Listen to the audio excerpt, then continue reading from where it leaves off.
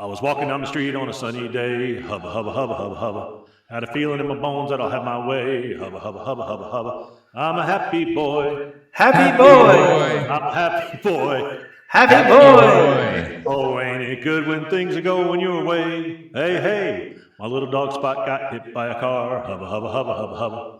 Put his guts in a box and I put him in a drawer, hubba, hubba, hubba, hubba, hubba. Well, I'm a happy boy. Happy boy. I'm a happy boy. Happy boy. Oh, ain't it great when things are going your way? Hey, hey. I forgot all about it for a month and a half. Hubba, hubba, hubba, hubba. I looked in the drawer and I started to laugh. Hubba, hubba, hubba, hubba, hubba. Well, I'm a happy boy. Happy boy. I'm a happy boy. Happy boy. Oh, ain't it good when you decided to have a podcast rather than be a musical group? Hey, hey. Hey, hey. Oh, hey, hey. 1, 0. You're listening to the Knives Templars. Get ready, y'all. We about to Bobby Boucher you. Bam! I got a piece off of the wagon that Sam Houston used to take JFK to the moon. Pinto sauce. I like that. Pinto sauce. Pinto sauce. You're tuned in to the Knives Templars podcast, featuring Odisir Special Sauce Pinto. I was a mean kid. Long time listener, first time caller. Erick T.R.E. Rivers. Holy crap, I built something. Don the Train Watson. I can pay off all my credit cards and beef jerky credit line at Bucky. Joey the Riot Terrio. Cochon de lait will make you smack your lips. Is anyone getting too close to your plate? Marc the Sallow.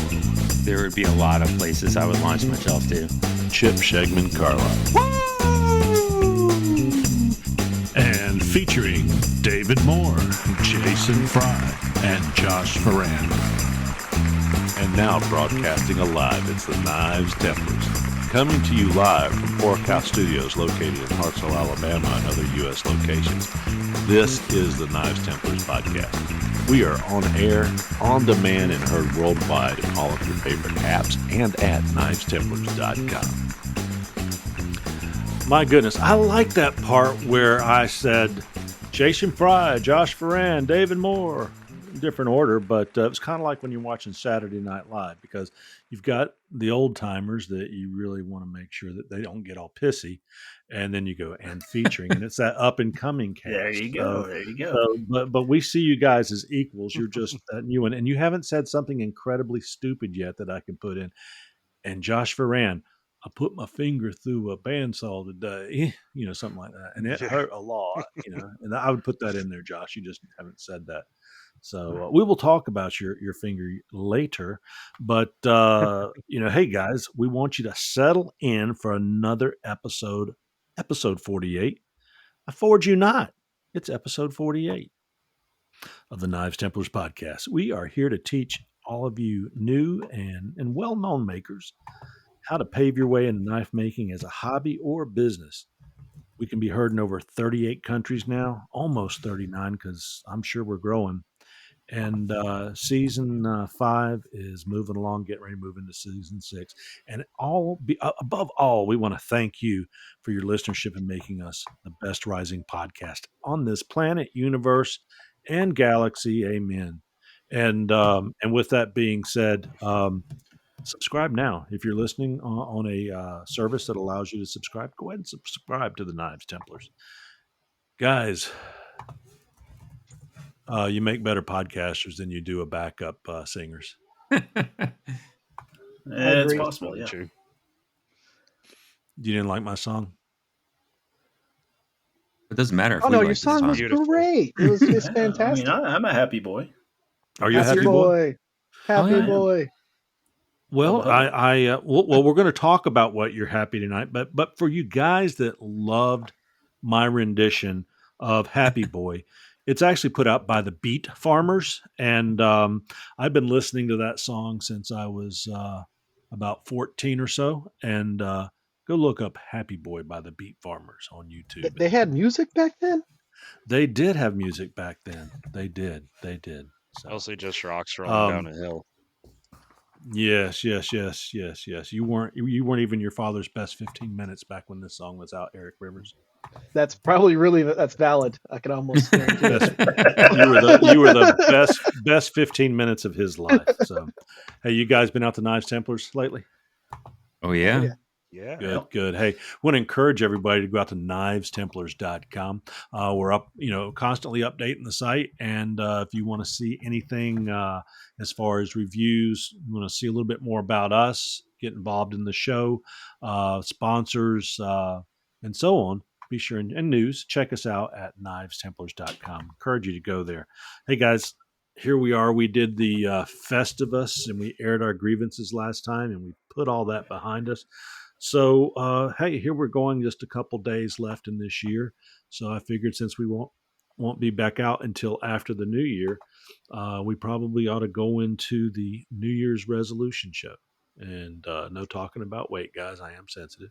So, but I'm sure I'll be working on it. But talk about resolutions as far as knives and certainly personal resolutions as well. Go around the table. Josh, how's your day been? I already know, but tell everybody. It's been an interesting couple of days, actually. Unrelated to knife making, I've been working on some 3D printing projects, and I got a new printer that I've been trying to get set up. And I woke up yesterday to it eating itself. So it started off the day pretty good, and then was in the shop yesterday trying to wrap up a couple of last minute orders, and got in a rush and got a little complacent, and wound up feeding my finger to a bandsaw. So that kind of went less than ideal for me, and so now today I've been just kind of dreading taking the bandage off, but got it off with no problem, and now it's just getting some fresh air. So I did see that you did a nice split right across the nail bed there.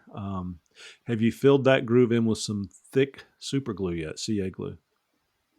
No, it actually, like, after sitting for a while, it's closed, not closed up, but it's doing pretty well so far, and so it's one of those things that if it's not an issue right now, I'm not gonna mess with it. Hey Josh, I heard that. I heard that TIG weld in 15 and 20 fixes that right up. A little metal dust. That's how you feel. There you go. JB Weld. We've had many ideas, but I will tell you, I agree with you. If it's healed and you're keeping an antibiotic on it, healed up, I should say, it's stabilized. Yep. No sense in covering up and trapping any bacteria. Yeah, the glue works good like immediately, but it doesn't work as good. Well, I was wondering if he had a little black tie event to go out for New Year's or something, and he was going to do his nails, that he could put that CA glue on there. Probably some of that, was it Star Bond or something that you get from Pop's Knife Supply, that you can just sit in there and sand it down nice and flush and paint his nails, and nobody will know he split his finger. Nobody will know a thing. Yeah.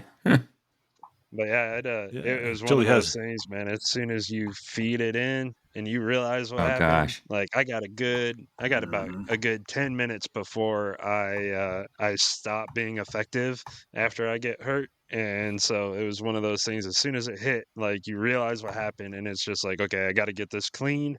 I got to get it wrapped.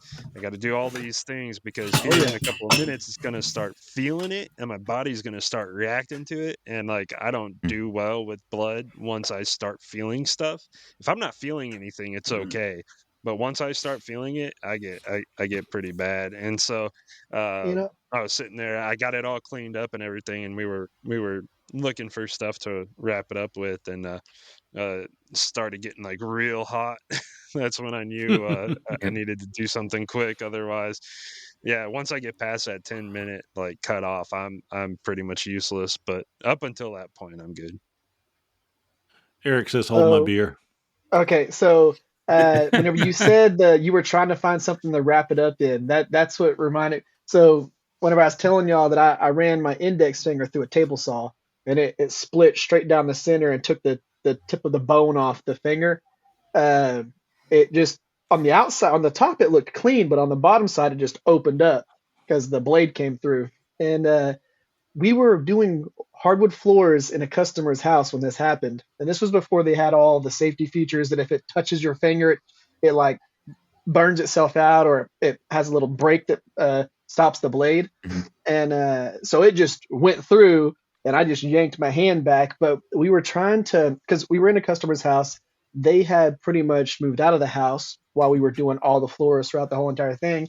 So there was almost nothing there. And the only thing that we could find to wrap my finger in was uh, one of the ladies' tampons that lived in the house. So I'm walking around and I've got a tampon wrapped around my index finger, stopping the bleeding. And this was back whenever only like 4 people had cell phones in your direct group. So we had like the one person who had a cell phone call and say, "Hey, uh, Eric cut his finger." And my wife came over and she brought some stuff, and we were able to bandage it up and everything like that. But yeah, it was interesting trying to find something in a house full of nothing. There was no paper towels. There was no anything. Only thing I could find is a tampon. Well, that actually was a pretty good choice, believe it or It not. I mean, was. yeah, I mean, Uh, a blood stopper, a big wound blood stopper, is basically a giant but absorbent device like that. you know how finger wounds are the things that hurt. Whenever I took the hatchet to my ankle, that didn't hurt until the next day. Like I'm telling you, it was split open, and the only thing that hurt was whenever they put the numbing medicine in order to stitch it up and do all that stuff. Like the antibiotics and the numbing medicine hurt whenever they were shoving that into me, but the actual wound itself didn't hurt until the ankle was like super sore the next day, and I could paper cut my finger, and it is like the sorest thing ever. I don't understand how that That's works. because There's your so hatchet many was nerves in your sharp. finger. Yeah, and you're right. You become useless whenever you get a finger wound. It's Yeah. like, man, I don't want to mess with anything today. My hand hurts. I'll tell you, Josh, I can equate to that. In my career, I've had to deal with situations where people have had injuries that would turn some people's stomachs, and um, if I cut myself and see blood, I mean more than just a little cut, but if I cut myself and see blood, I get that sweaty, hot, oh my gosh feeling as well. And a few years ago, it was so funny. I was out in my garage, and I had reached up above my tools to get something down, and I forgot I had a big giant a musky sized jerk bait. I'm talking like a 10-inch jerk bait that you fish on the Great Lakes. And when I was coming down, I hooked myself, and I was on my tiptoes. So I couldn't go to all the way to the ground, and I couldn't get up there, and I was kind of stuck in a ballerina pose, stuck up in the air, and I felt like I was going to pass out after a few seconds of this.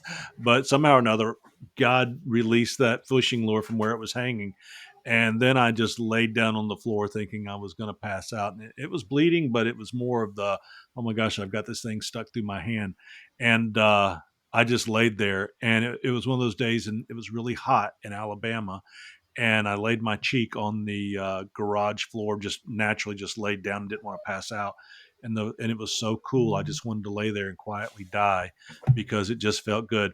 And when I started kind of I don't know if it's coming to or kind of getting out of the shock. It could have been 12 seconds or it could have been 12 minutes. I'm laying there, and my little dog Minnie, she's just licking me on the face, and it felt so good. But I got up, manned up, and got a pair of wire snips, some heavy duty ones, and snipped it and pulled it out the other side, and survived that with a tetanus shot. But it's no fun when you go into self preservation mode, regardless of the injury.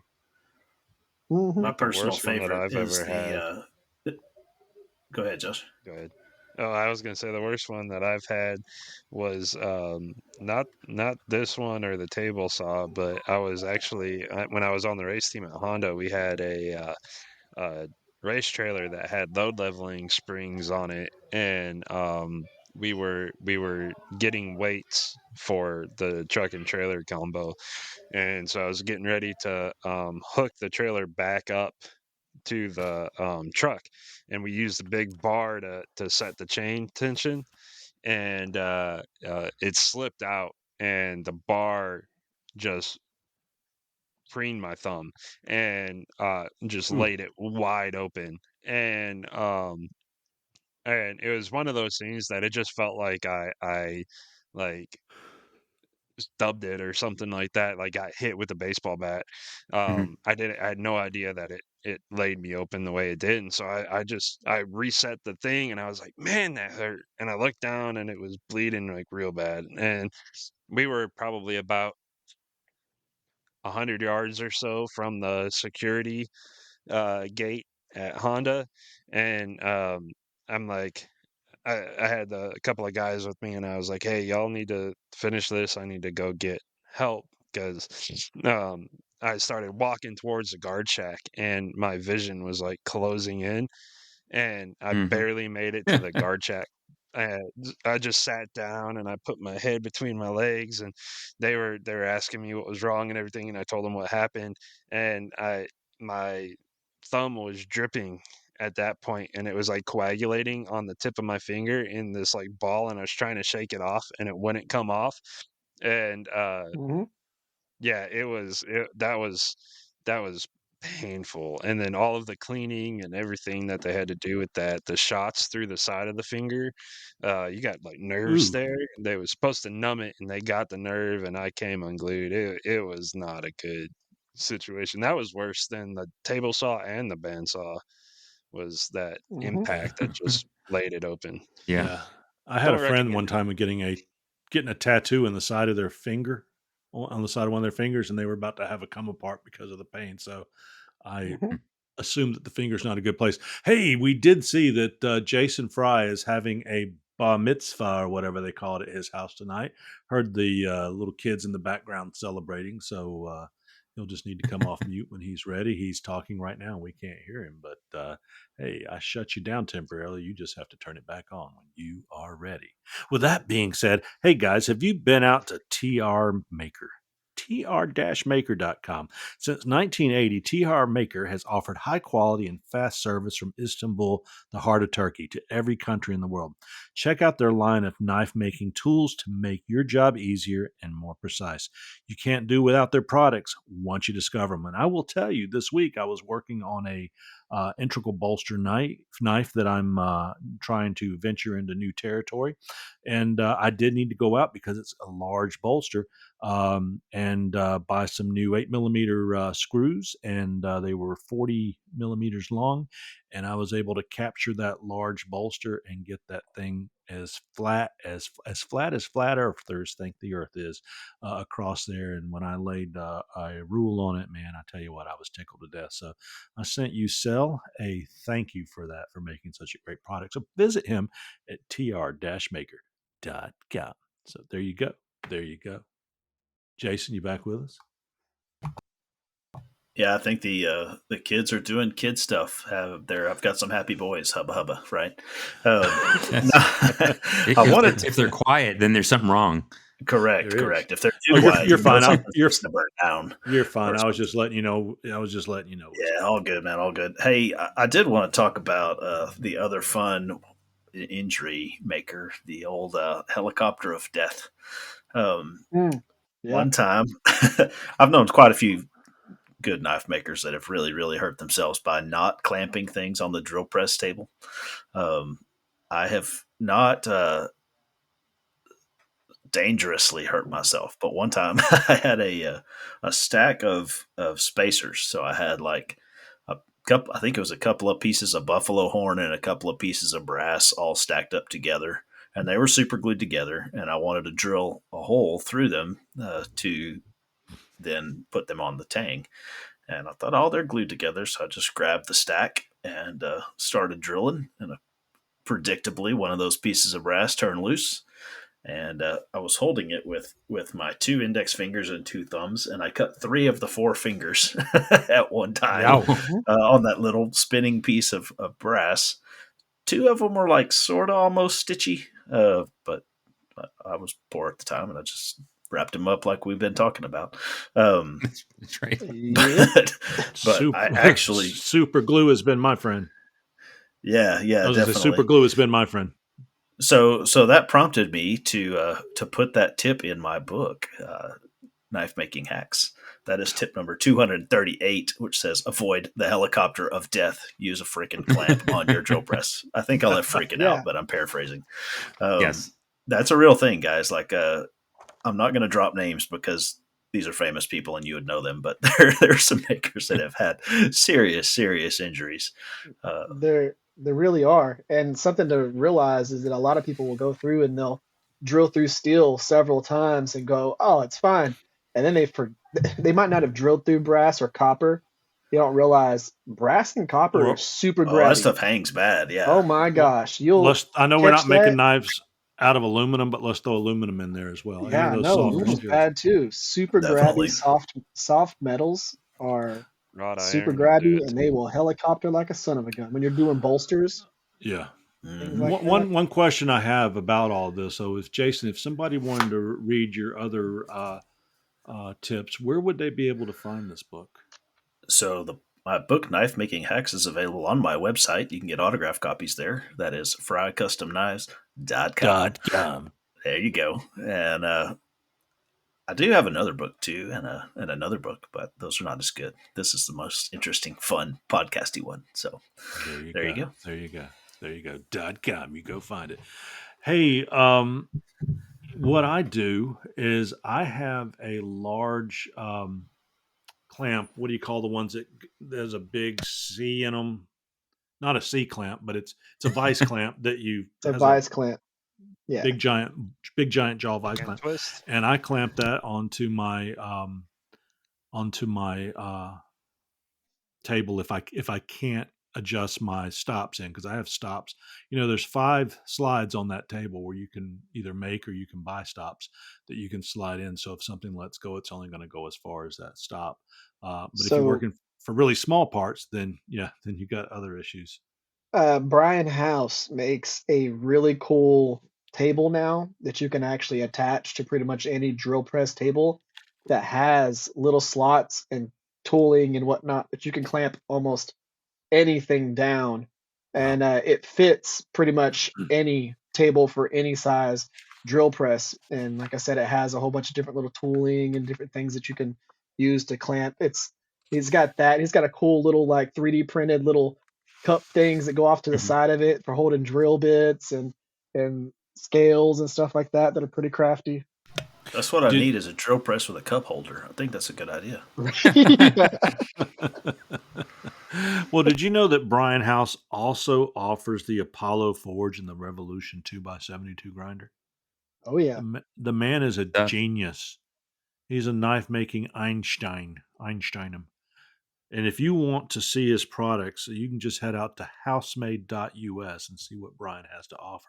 Because I couldn't help but transition into that. It's usually been about 45 minutes from now, but it just speaks to his innovation that if you want to buy some well thought out, maker tested, because he works he works with the maker community before he puts things out, and then pick up a few other accessories like some of the stuff from over at Kyle Daly. He carries a couple of his products as well. So be sure and go to housemade.us and see what Brian has to offer today.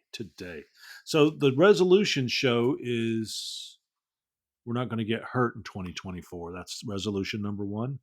It's a good one. I like it. Seems Marc. legit, yeah. Marc, Yeah. were you hurt in 2023 in any way? I'm sure I was. Yeah, I can't remember from this year, but I have had my share. Yeah. I got some grinder knuckles, right? Some 36 belt abrasions throughout the year, and then I bought a set of those Anna. I don't know. They're not like metal gloves, but they're abrasion resistant gloves. Yeah. And so and those make a difference because I have now hit my knuckles multiple times with those on, and I have knuckles today because of those gloves. So you're wearing sissy pads on your hands? Yep, 100%. Me too, baby. Me too. Yeah. Not like I should. You know, I'm not proud about it. I mean, I'm fine. Oh, I'm joking. I'm joking. So I don't know. They can't see how that, but you see that right there? That right there is a knife cut. Hadn't had a knife cut in a long, long time. And that is because Josh Ferran told me I need to get those chef knives ground down closer to a zero edge. So when I sharpen them, I don't end up with a 3/4 inch grind back up the blade. And it's a dull knife, but my gosh, it was sharp enough to bite me. So thank you, Josh Ferran, for That's how you that know injury it's this good. year. That's how you know But you're there. That's how you know. But I'll tell you. Everybody told their getting cut story. I'll tell you mine, which is from a while ago. Is that when I was first in the Air Force, and probably not as responsible as I am now with knives. I had this. I don't know what it was. It was a folder, but it opened really smooth, right? And so I used to love playing with it, flipping it open and then closing it, and flipping it open and closing it. And one time it flew out of my hand, and I was like, "Wow, that's amazing! It's balancing straight up and down on my knee." It's like, how is that happening? And and then I just stared at it for like 30 seconds. I was like, "Well, that's really cool." And then I realized it was actually stuck in my kneecap, and I had to yank it out. And then of course, after you pulled it out and you realize what's happening, the blood came after. But I was just, it didn't hurt, didn't anything. I just was staring in amazement that, like, how is it balancing so perfectly straight up and down on my knee, but it wasn't balancing. Like Ricky magic. Bobby, you can feel Ricky Bobby. You can feel. I had something not similar, but in the same category. I was this was, gosh, 10, 12 years ago. I was with a guy, and okay friend of mine, acquaintance friend, and we were at work, and he saw I had a knife in my pocket, and most of the guys in Alabama go, "What you got?" And you pull it out, and it was a fairly heavy folder, but it had a bearing in it and opened up really nice. I forget who made the knife, but it was a heavy knife. And I remember him opening it up, looking at it, saying he liked it, and he was doing with the opening mechanism and this, that, and the other, and it came out of his hand. And I had bought a brand new pair of Justin Wellingtons that week. They were still brand new, hadn't walked them worn in yet. And that knife went through the air, and all of a sudden it's sticking in the top of the toe of my boot. And I didn't really feel anything. And I pulled it out, and I was like, "Scott, you just cut my boot." He just laughed and blew it off. Yeah. Well, I guess I broke them in for you, but I work in a wet environment at times. I'm like, this guy just put a hole right through my brand new boot. So I was all pissed off about that, and went home, and I took my sock off that night, and it had actually gone into my big toe, and my sock was all red inside from where it had bled all day off and on. So Ooh, anyway, but I yep. didn't do that this year. Eric, have you Yeah, that's said you good. pay state? Eric, you mentioned it. You tried to chop your foot off with a hatchet this year. Oh yeah, yeah. I've been cut several times this year. This year has been the year of cutting myself and having fun. But yeah, that the whole hatchet thing in the ankle, that was an interesting experience. Well, And I think, yeah, yeah, if we had to rate these, I would give Eric first place for the hatchet and the ankle. Yep. Josh Ferran, you come in here on the end of the year, you get a second place for the almost cutting the tip of your finger off. Jason, did you do anything this year? I actually had a pretty good year. Thanks for jinxing it, buddy. Knock on wood, You got a couple everybody. days left. hey, You got a there's couple only a days couple of left. Okay, so Be you're careful. you're in fifth place. VMAX, you said you didn't really have too much going this year. Just some knuckles. Okay, Knuckles Yeah. is fourth place. I'm gonna Oh, take good. third. I'm gonna take third for the sliding my finger down the cutting edge of the chef's blade, and Yeah. Jason gets fifth place. So congratulations, Eric, you win. If That's if I not the thing you want to win. if I see you at Blade Show, I will buy you a hamburger. Be sure and Nice. yeah, you might want to record that so I remember it. But in June, I will buy you a Okay, hamburger Mark for clip. yeah, and that's New Year's resolution. Let's all of our listeners out there be very safe. Be very safe this year. Speaking of being safe and being safe in the world and being uh, comfortable and loved and this, that, and the other. I want to talk about another group that we've got in there called Redeemed Steel out of North Carolina, around the Tennessee, North Carolina border on the Knoxville, Tennessee area. Anyway, Redeemed Steel, it's at redeemedsteel.com. They're made up of craftspeople of all sorts: blacksmiths, bladesmiths, metal workers, woodworkers, leather workers, etc. They use their talents to build homes for the homeless, give water to the thirsty, feed the hungry, share the good news of Jesus Christ, and so much more all over the world. Redeemed Steel is a Christian 501c3 nonprofit organization that uses the works of our hands and the words of our lips to make an everlasting impact on those that they serve. Y'all guys go out and visit redeemedsteel.com. Get involved in some of their events as well if you see them putting stuff out there. So there you go. There you go. New Year's resolutions, guys. We're not going to hurt ourselves this year. What else you got coming on? Everybody's got some growth opportunities. Where do you want to grow? I'll jump in Well, first. Gonna. let's Okay, hear go it, ahead. Mark. Because I'm sure everybody's got a bunch of good stuff. So, but I guess for me, it's going to be. I think I've gotten to the point where I'm able to make a couple good profiles of knives that I'm comfortable with, and after I did these last couple, I feel like I've gotten the process down pat that I can get them done fast enough. Now, if I start pushing some out, so I think my goal this year is I really want to. Try to start selling a few sometime. My goal is going to be about mid-year. I'm trying to get that heat treat oven in, and still fighting to get an electrician in the house. But I might just order the oven and then have it sit here, and then it'll be painful while I watch it just sit and do nothing. So, but yeah, I want to do that, and really, I have two profiles I have now that I'm pretty solid on, and I want to try to get at least maybe 2 to 3 more, and maybe have about 5 different knives that I could put out, maybe 4 that I'm thinking of now, but 4 to 5 different profiles. So by the summer. Good deal.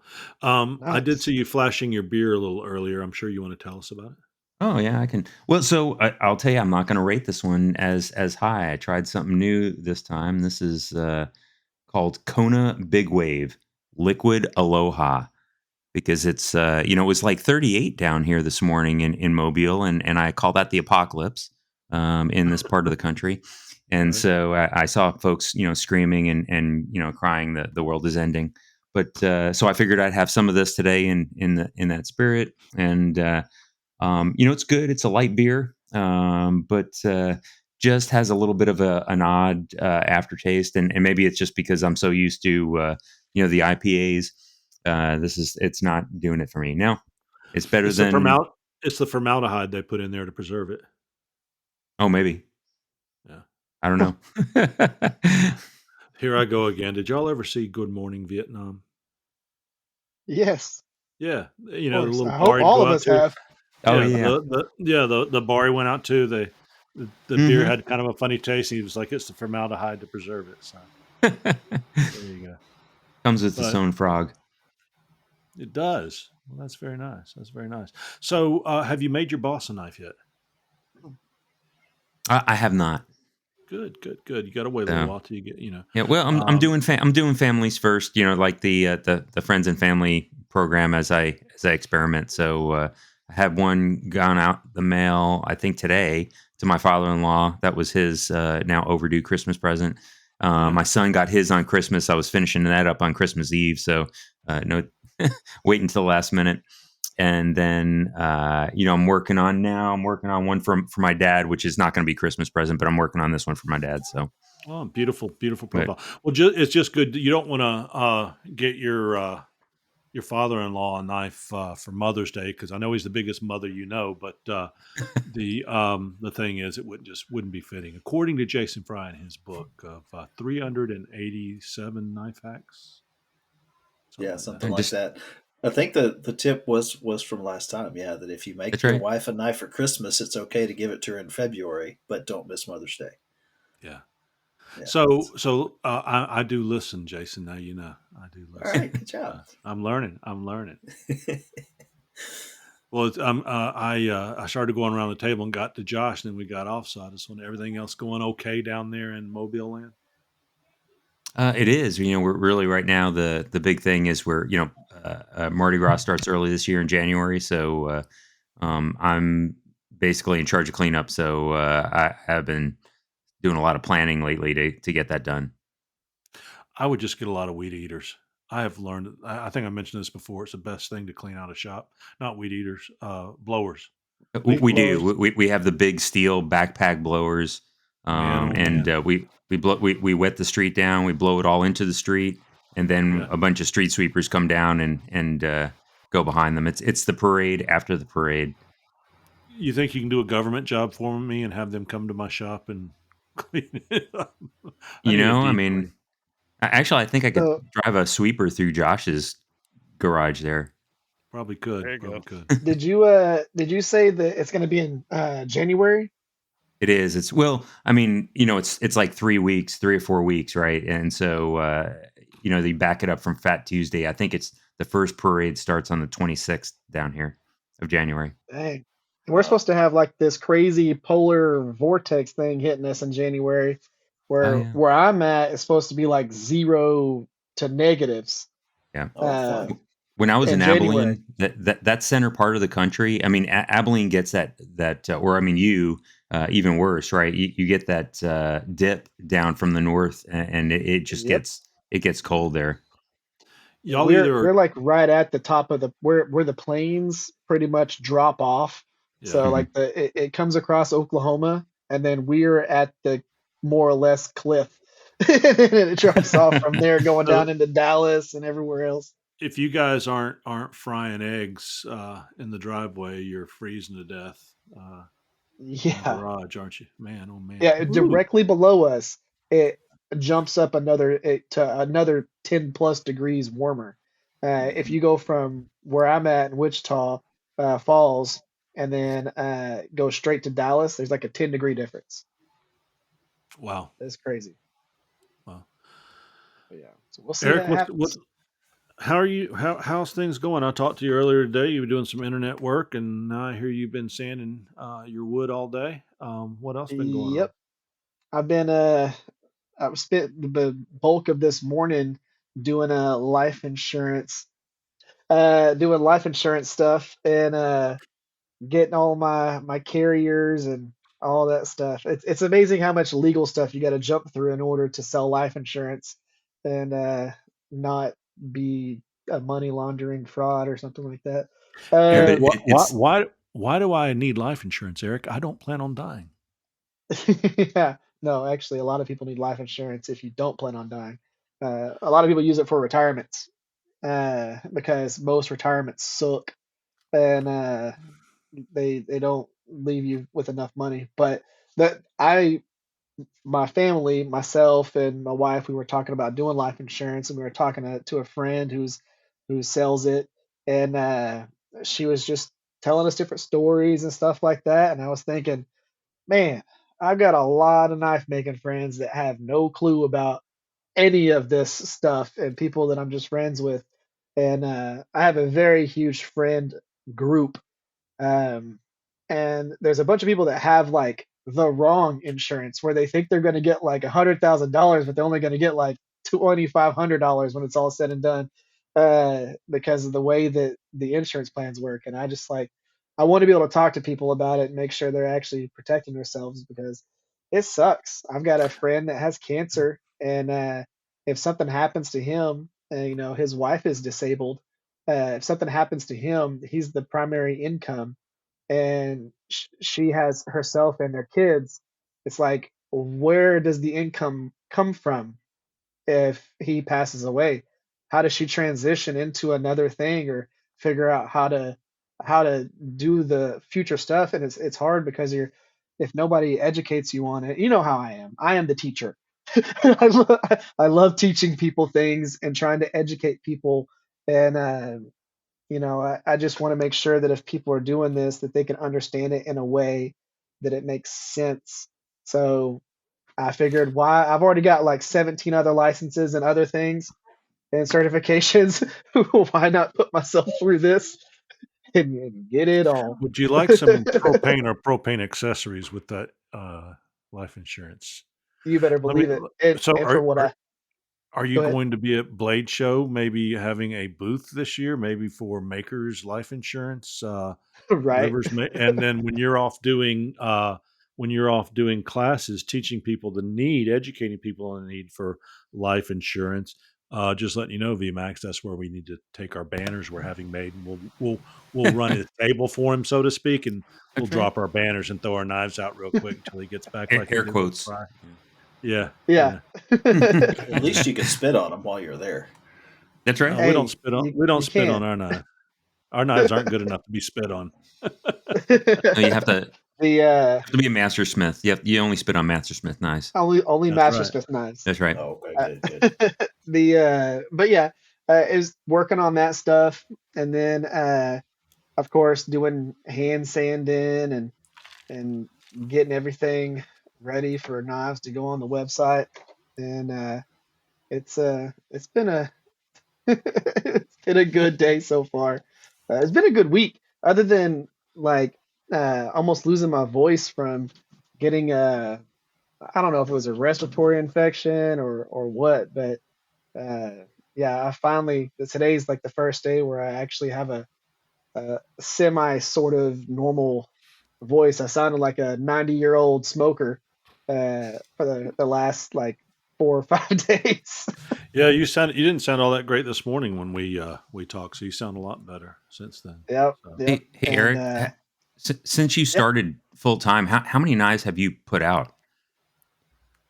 so I would have put out way more if I wasn't doing the insurance thing, but I have completed 16, and um, I have started the build on as of right now because I've made some more, about 45, Oh, okay. and then Because I see a and lot on your bench. uh, You have a lot of yeah, stuff going.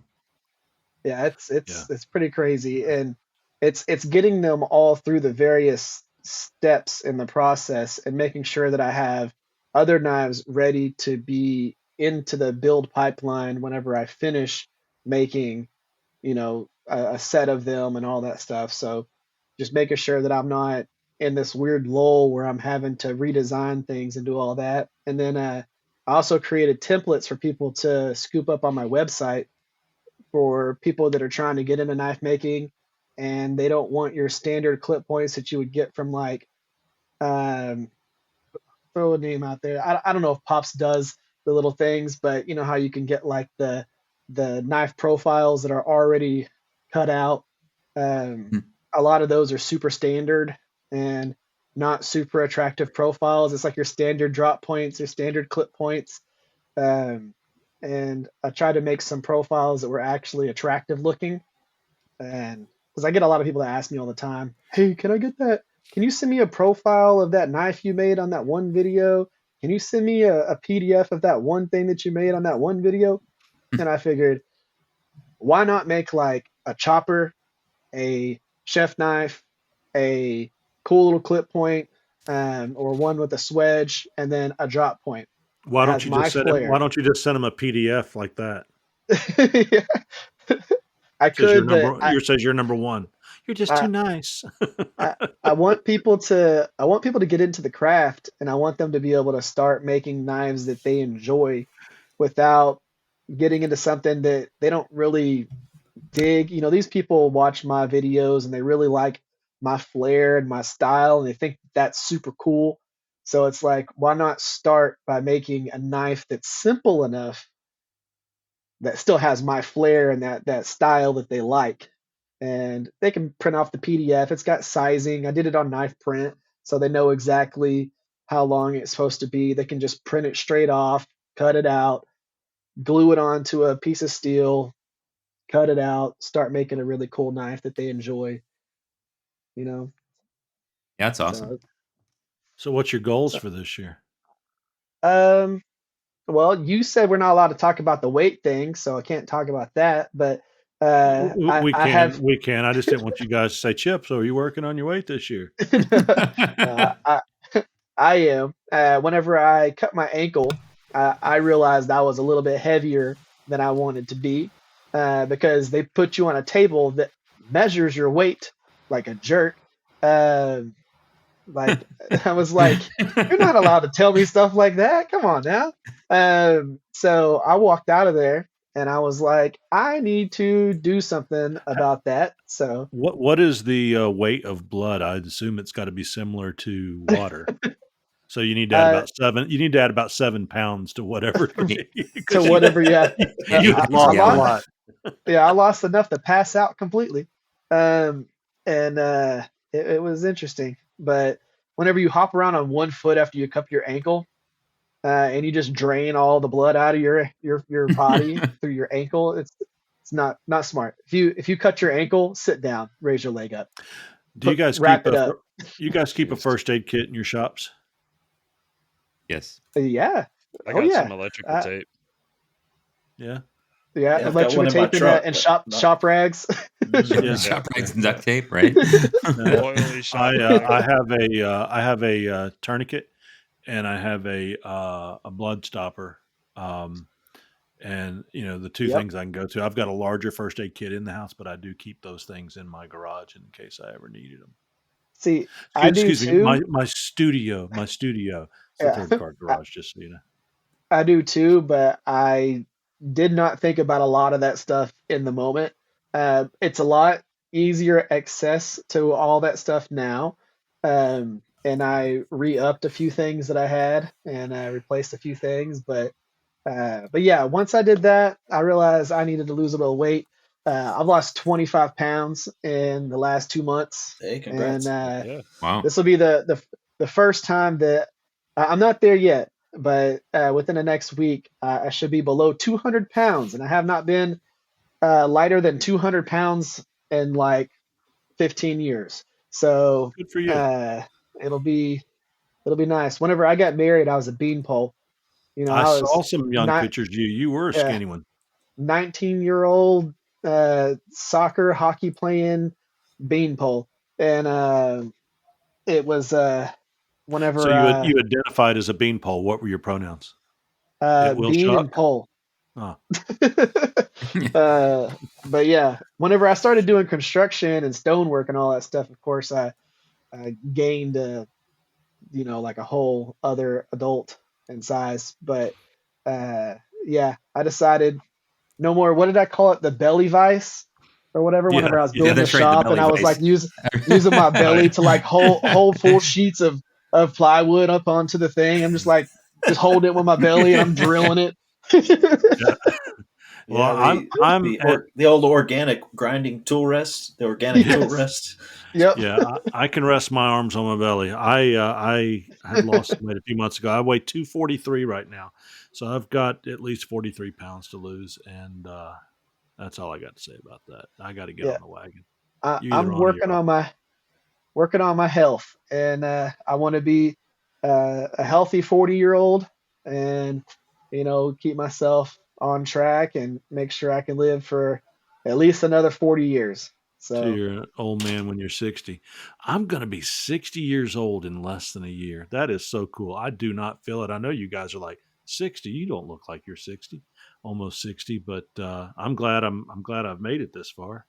But yeah, it's yeah, hard to believe. And at 40 years old, I can remember being 40. You've still got enough testosterone to get yourself in really good shape and this, that, and the other. So good for you. You need oh yeah, to work on that until your body. I'm at that point, like every 5 years, you add 10 pounds because your metabolism starts to slow down, and you're like, where the heck that come from? So that's part of that 243.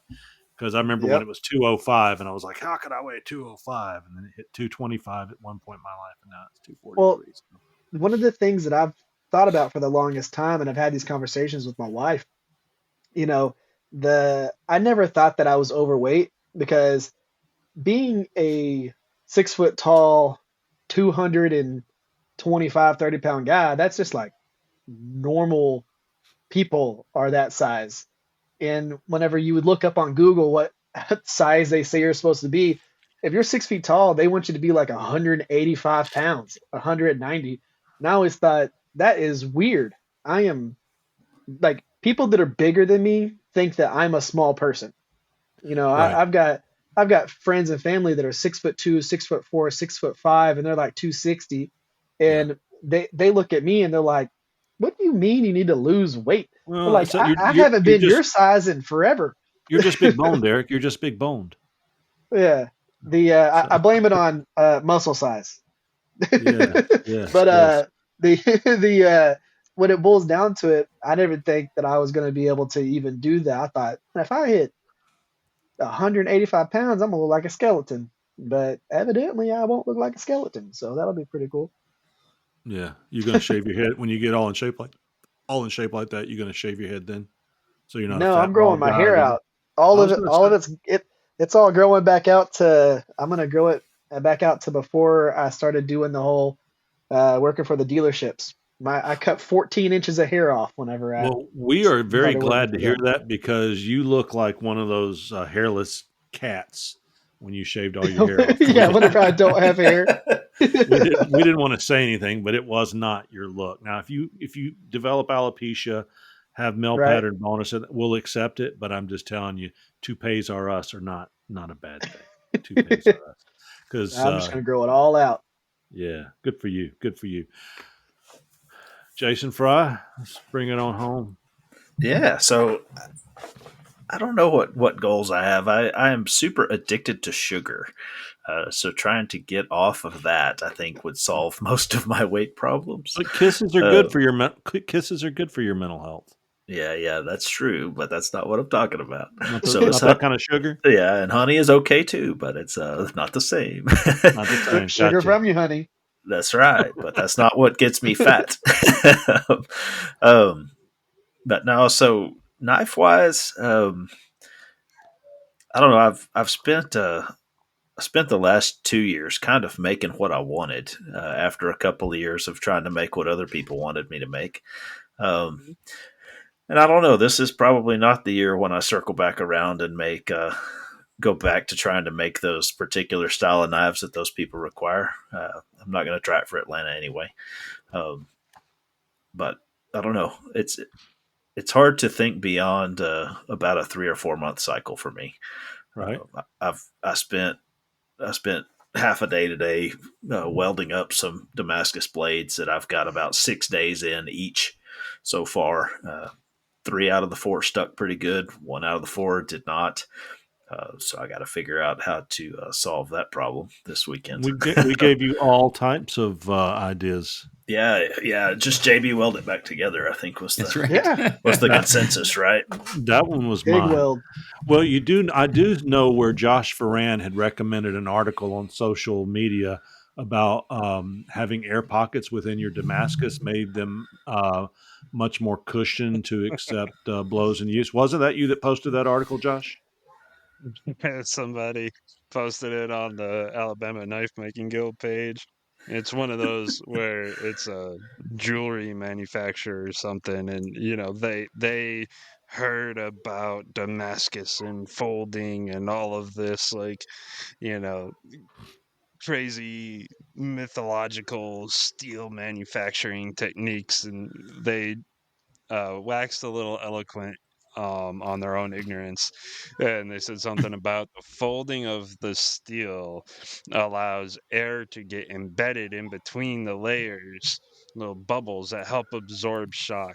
And it's like, tell me you have no idea what you're Wow. talking about without telling me you have So, no so what you're idea. really saying is this giant D-lam in the middle of my blade is really like a feature, not a bug. Is that how this Yeah, works? Definitely I a mean, feature. People pay extra for what that. for resonance, You know, impact and things like that. It breaks up the internal resonance of the steel to keep it from hitting like critical frequency. It's a real frequency, problem, totally. and so Wow. yeah, it's so this is good. So yeah, I one want guy some of what those suggested guys are using bubble smoking. wrap Wow. layers. Yeah. Oh, cool. So Cool. I have to say this. I feel like you were super ambitious with the fact that, a lot of people have issues getting layers to stick when they're flat.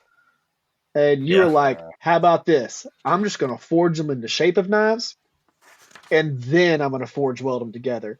And I was just like, he is he is either gonna. This is either a genius idea, or he is just trying to make it difficult on himself. Well, the line between genius and insanity is pretty thin line. Yeah, But no, really, let's talk about that. So, I went to a Hammer Inn in yeah, Abilene, Texas, and I got to sit at the feet of master knife maker Owen Wood. Um, he is a South African guy. He lives in Abilene, Texas now, and he does these multi-piece blades, kind of like he's in the same league, I would say, as Michael Walker with the zipper blade. Like he does these super finely crafted, ultra precise multi-bar Damascus things, yeah. and he's got the personality for that. I don't. Like I can do good work, I hope, but I'm not like ultra precise. Like I don't care how many thousandths it was, in between the things. I want to smash it with a hammer, right? So, but I took that class from Owen Wood, and I thought about it a minute. And I said, well, I can do that bigger. Like I don't have to like put 37 pieces into a folder blade, but I can put like 6 or 9 pieces into a Bowie knife, right? Um, Yeah, so that's kind of where it's coming from. So I'm taking like the big one that failed today is a billet that's got arrowheads in it. So it's got old Fredbear broadheads, and I put a 15N20 arrow down the middle of the billet also. And then I wrapped that in twist, and then I had 2 other little bars of twist to make the ricasso. So I guess that's what, yeah. 7 pieces, including a canister in the middle. Um, Oh yeah, so yeah. yeah, I mean, it allows you to do some things that people wonder how the heck you did it. I mean, that's one of the things that turns Correct. my crank is how in the world did you do? Did you draw that on there? It's like, yeah, it's a Sharpie, a silver one. No, but one thing I'm figuring out is that some of those weld angles don't like to play nice. Yeah, Um, so that weld, I actually stuck it twice, but then as I drew it out, it separated back out because I yeah. was pulling the steel back apart. And I don't know. I have a plan. We'll see. Hey, you could do it. I mean, I've seen Steve do some insanity with his Damascus and like making like a duck scene or Mm-hmm, whatever mm-hmm. on his blades, and you're just sitting there going, I don't even know how that works. How Yeah, do you even yeah. do Steve that? Schwartzer. Yeah, and so I mean, it's doable, but I saw those and I was just like, man, that is ambitious. So Like the one getting all those pieces to stick.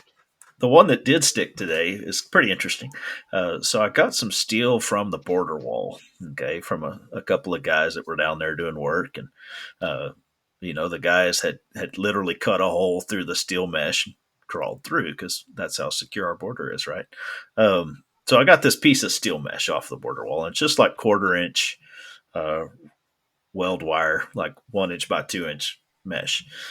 So I took some of that, which is just mild steel, and I put it in a can with 15N20 powder and welded that up, and then twisted the billet a little bit for pattern. And then still, that's just mild steel and some 15N20, right? But it makes a bright line with a little bit of pattern to it. So I thought, well, let's put the border wall down the middle of the knife, and then we'll put one pattern on one side of the wall and the other pattern on the other side of the wall, right? So I just made this 3-piece multi-bar knife, and it stuck pretty good. So I've got a little bit of once I figured out all the welds stuck, I need to go back in the forge like 2 more passes to tweak the profile a little bit more, and that one will be, I think, pretty cool. So all the way circle back around to your question, Chip, of what's my goals. My goal is to have those 2 knives that are, like I say, I'm 8 days into each of them already. To have those 2 knives, one for Atlanta and one for Blade Show, Texas. And I haven't thought about what's after that. Just make sure they're nice enough to spit on. That's all I have to say. I think they might be. Like I said, if the ideas are solid, can I execute? To be determined, right? But yeah. Yeah. If Homeland Security wanders up to repossess the blade because it's government property in that blade, do you want me to? You just have to show us which knife it is. So, well, you'll probably be teaching a class. Yeah, who knows what I'll be doing? That's what a lot of my builds are right now for is Blade Show, Atlanta, and Mm-hmm. Texas. That's what. Yeah. I've got your standard table fare, which is like your EDCs and different various sizes, and then but I've got a bunch of chefs that I want to work on for Texas and to get those knocked out too.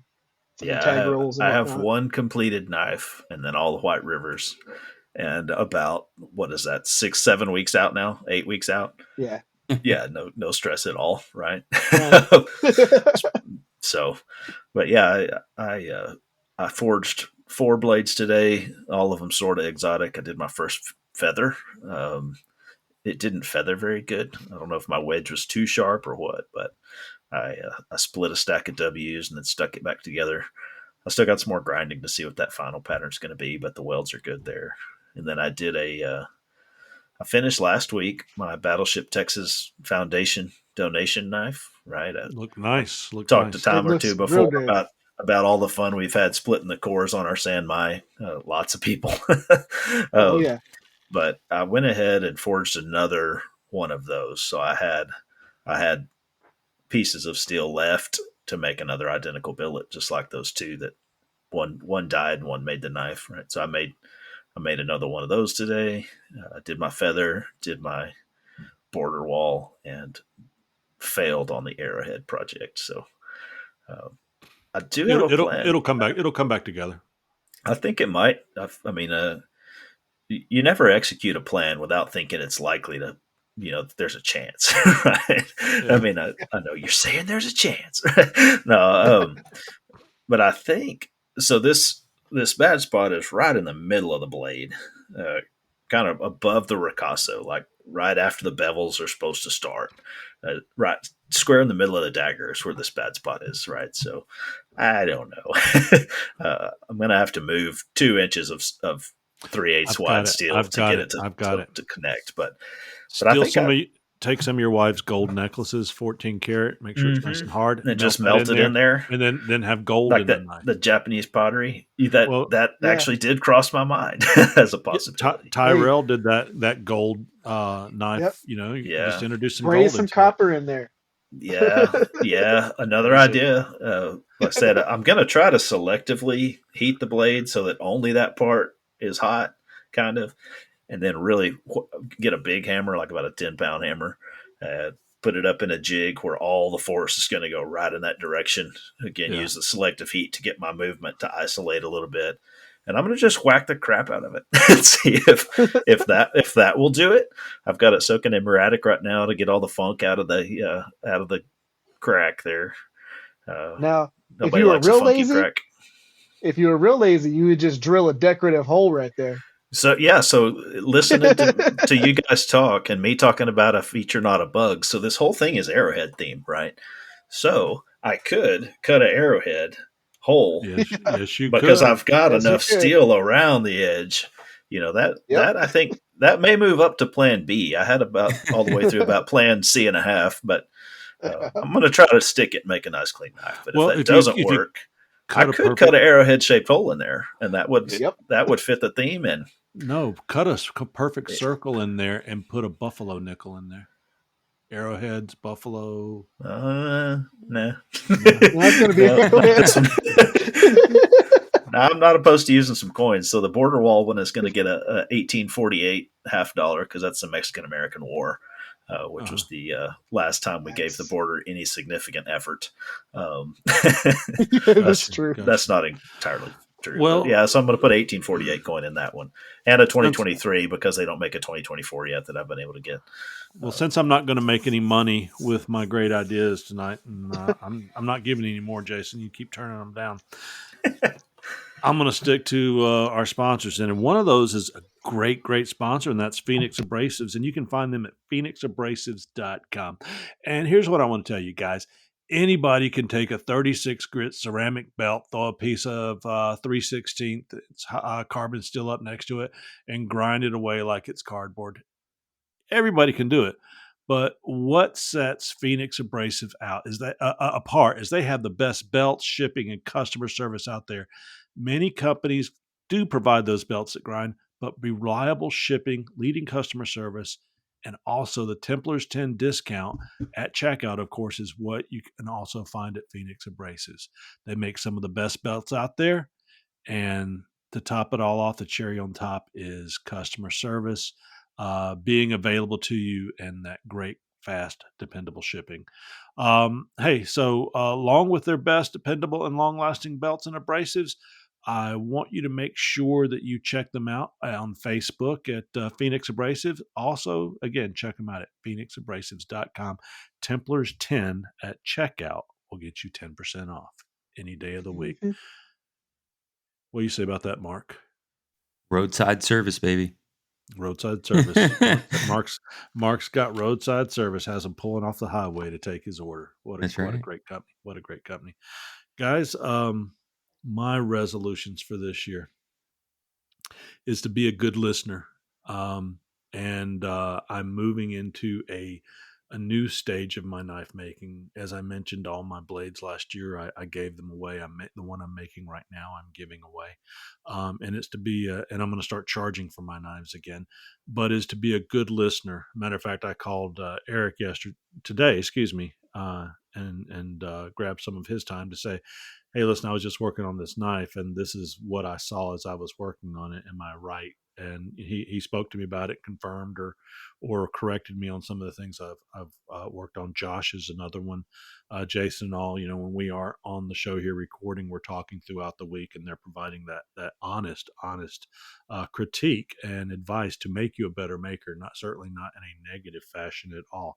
But two, my number one goal, near-term goal, my 1 to 3 month goal, Jason Fry, is to be able to beat a heel or to hammer or to shape a heel of a knife without going 6 inches out past the bolster.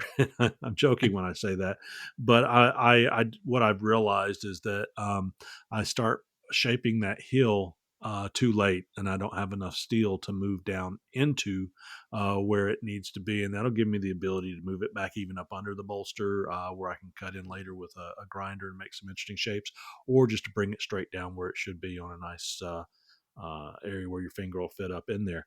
But so that's number one. Also, I'll probably cut out some flat steel knives and make them because they're convenient. They're not necessarily easier per se as far as the knife making goes, but you can turn them out quite a bit quicker. But I've got a lot of steel stock from springs um, to I do have some flat steel 5160, and I've got some hex steel and some round bars up to 7/8 inch thick of 1080 and 5160, and I plan on beating a lot of blades into shape this year, and we'll see if I can't get better and better. I am thinking about getting a guillotine tool. I've seen a couple of those out there and trying to determine how wide do I need that. If you guys know, email me at the knives templars at yahoo.com and give me your advice, because everybody here, we had a little go around about it today, and just haven't made the decision yet, but I do want to get a guillotine tool. My 6 month to 12-month goal is to get a hydraulic press, because I will tell you, I'm showing these guys, yes, I have blisters on my hands from beating steel all day, and they're good blisters. They're not necessarily bad blisters, and they're not all that painful. But it's time to toughen my hands up and become a better blacksmith, so to speak. I don't want to say I'm a blacksmith as in the profession, but certainly be able to forge knives in that fashion. And I do want to get a hydraulic press some point this year to be able to move that steel a little bit faster, where I can get into the actual forging and maybe even do some Damascus, which is something I said I'd never do because I didn't like, multi-steel blades. It's amazing how we change over time. But be able to do that with a little bit more aids. I'm not a young man like Erick Rivers, who he's about to turn 40 and I'm about to turn 60. So I don't want to risk blowing my shoulder or elbow out and not being able to do that kind of stuff.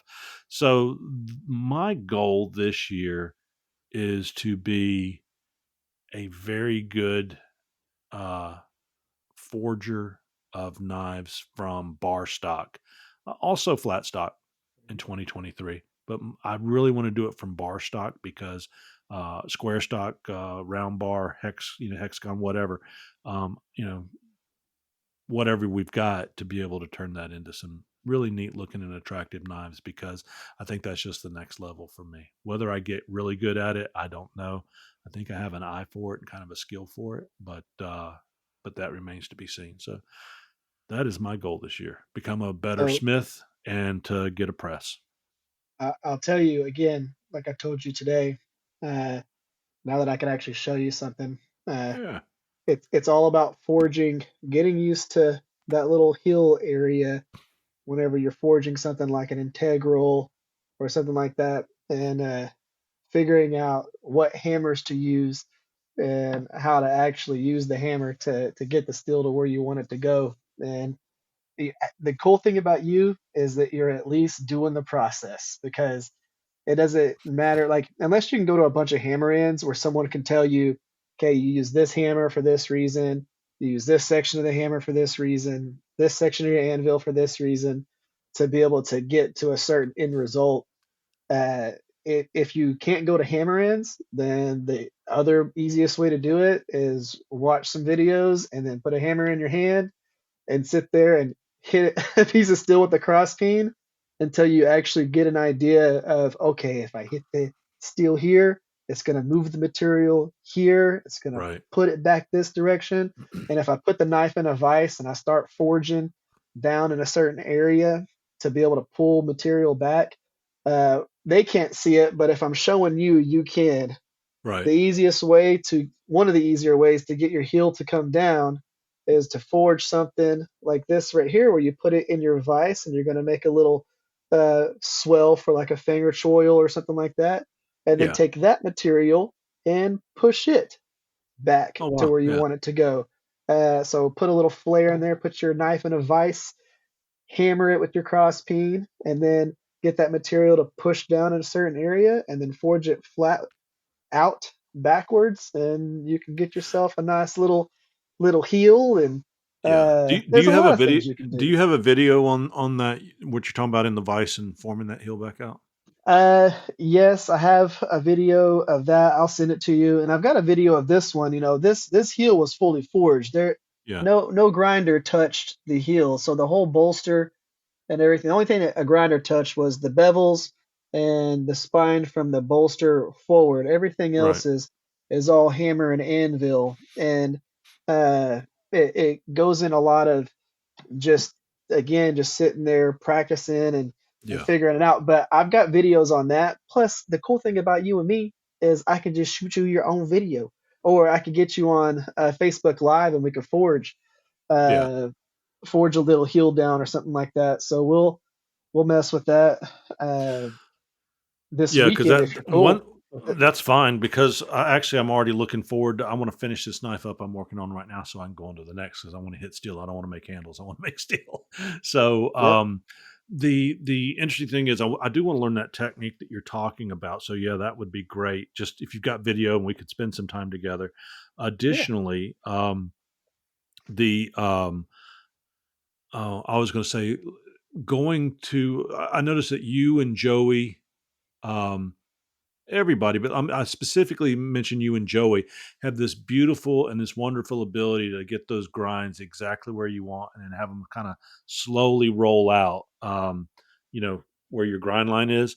And Yeah. I need to get more comfortable doing that type of grind. I think I'm going into the grinder at too flat of an angle, and and I need to work on belt progression, and just kind of slow down a little bit, or else you end up So grinding all the way up to the top of the knife.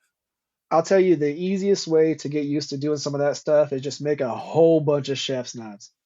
Yeah, Because you do a lot of smooth transitions. There's not a whole bunch of like deep plunge lines and stuff like that. right, You're doing smooth transitions from your Ricasso down into your bevels and all that. But yeah, it's just getting used to it now. Of course, a lot of these are easier because everything was forged. So really, all I did was a little bit of work, and then you can see where it's just blended right. into that, and it's just getting used to the what the belt's going to do to it, and then sanding it and Yeah.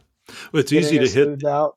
It's easy to set that angle gauge to 7 degrees when you're using a jig, but when you're freehanding it, I'm very comfortable with taking the knife blade down to the belt, hitting it at the angle, and then slowly and what's the word here? Not pressing too hard, just letting the Yeah. belt do the work.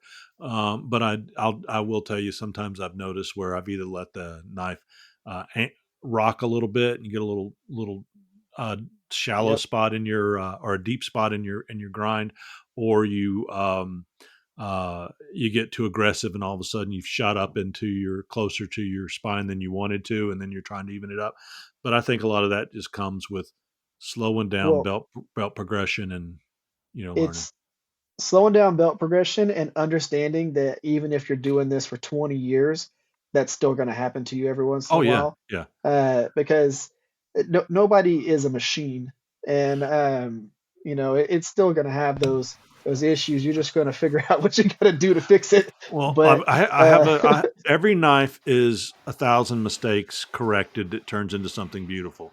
Mm-hmm. And maybe that's not true, but for me right now it is. And here's the interesting part is I thought I was seeing a little bit of a bend at the tip of my knife after I ground it out. And I was like, well, I guess I'll take my straightening hammer to it. When it's that thin and you put it on an anvil and you pop it, it dents it a couple times, but then you break the tip off of your Ah. knife. So I was like, Yeah. maybe that wasn't such a good idea. So I reprofiled it and then I ground the bevels down again just to, so it all evened up and everything. But the neat thing is I got to see the steel inside the knife, and I heat treated it with a heat gun in my forge inside a quarter inch or 3/8 inch thick tube, and held my temperature as best you can with a heat gun and everything.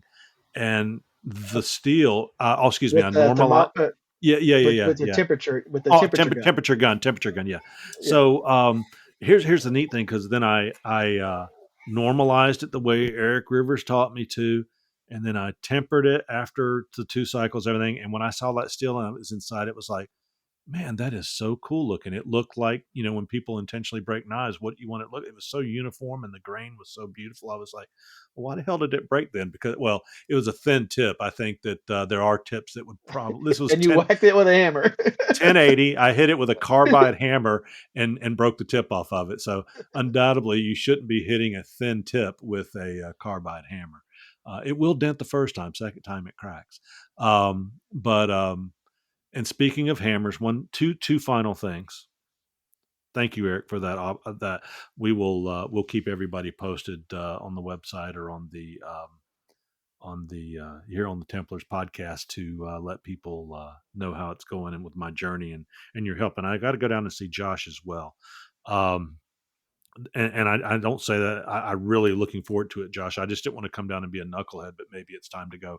Um, Mark, Yeah. on hammers. Number one, your hammer has actually made it to a box. It's in an address box from Pop's Knife Supply that's been repurposed. It's in brown craft paper, all wrapped up in that box.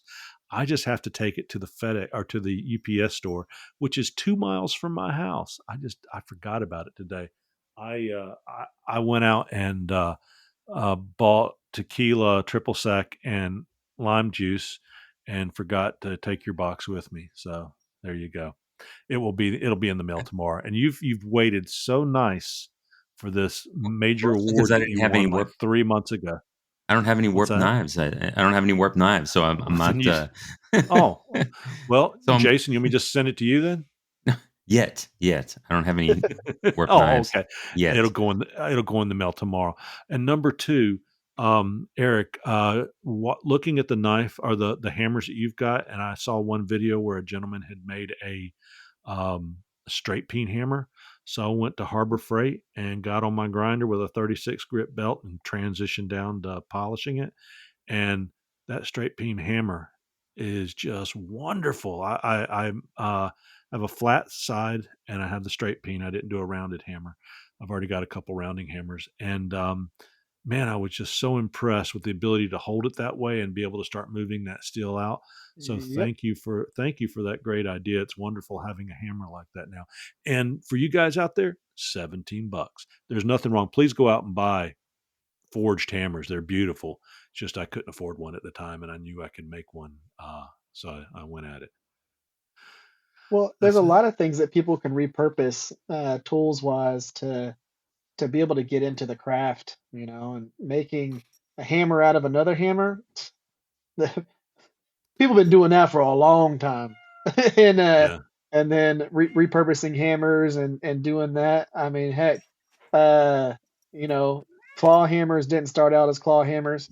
There's a lot of hammers that exist nowadays because somebody modified a different hammer, and then that hammer made sense, and people were like, "Well, I could just make these hammers and sell them," and now you have all these different hammers that exist. So, I mean, Yeah. it's normal, So and I'm you going to know. come out with Shegman hammers. I'll be selling carbide Harbor Sponsored by Freight Harbor Freight.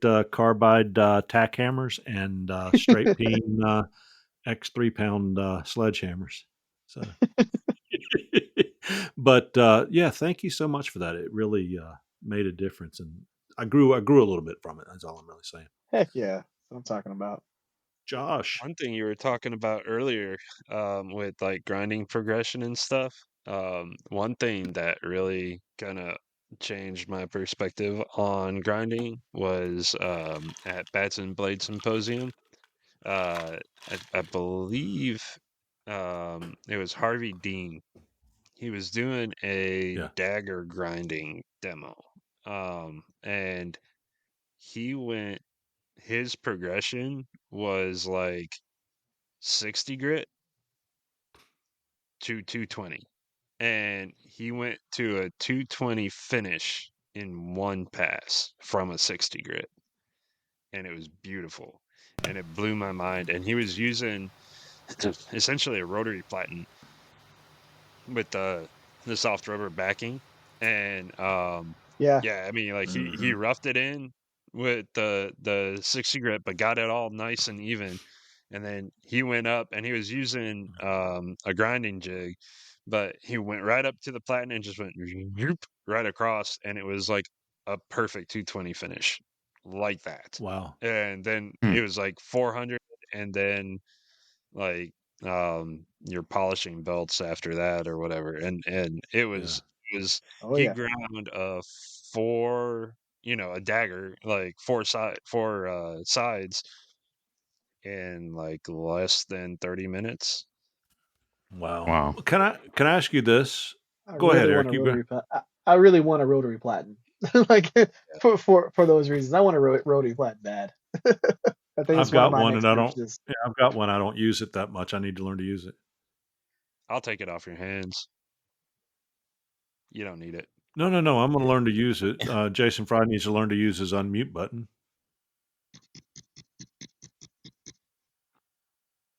I was going to say, don't our friends at Ameribraid making a rotary platen? Well, Yes, they do. you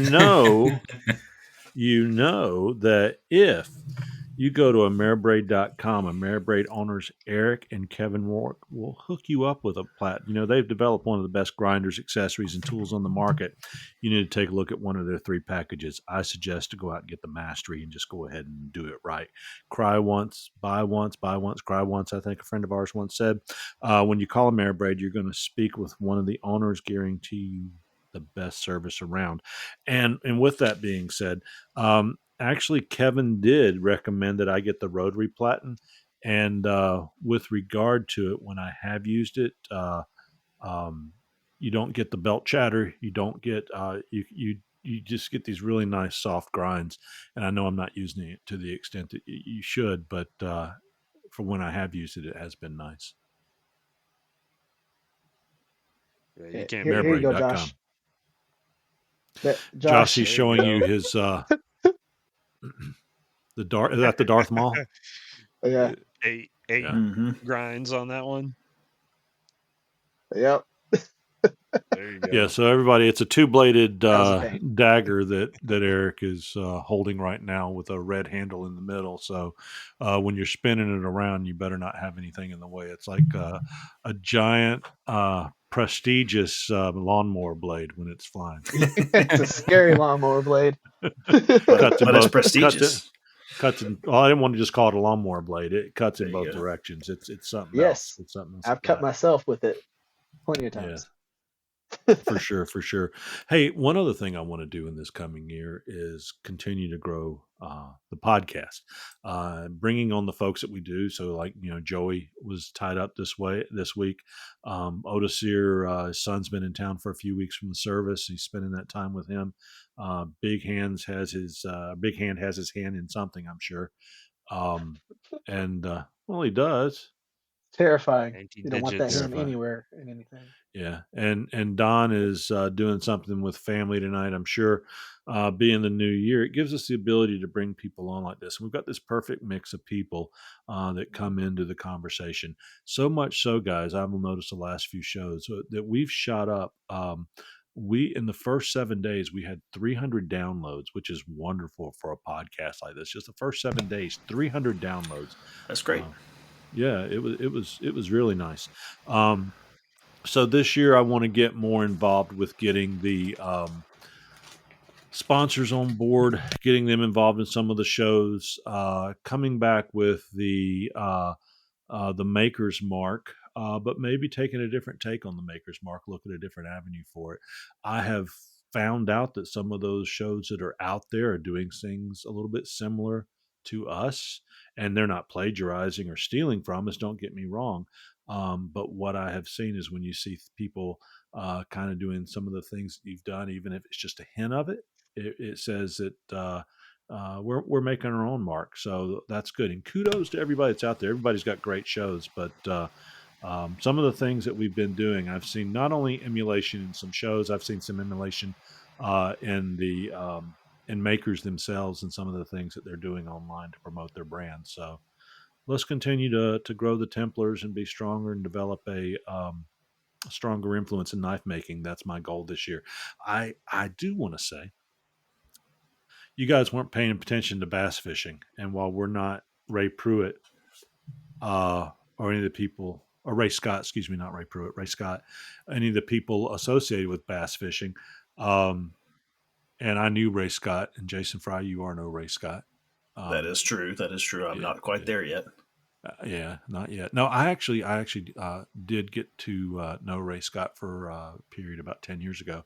And of course, he's passed in the last few years. But I really like the Bassmaster prior to ESPN kind of marketing. Yeah, that was the golden era for sure. Yeah, it was. And that's really what I've taken on with not only my personal brand, but also my the podcast here.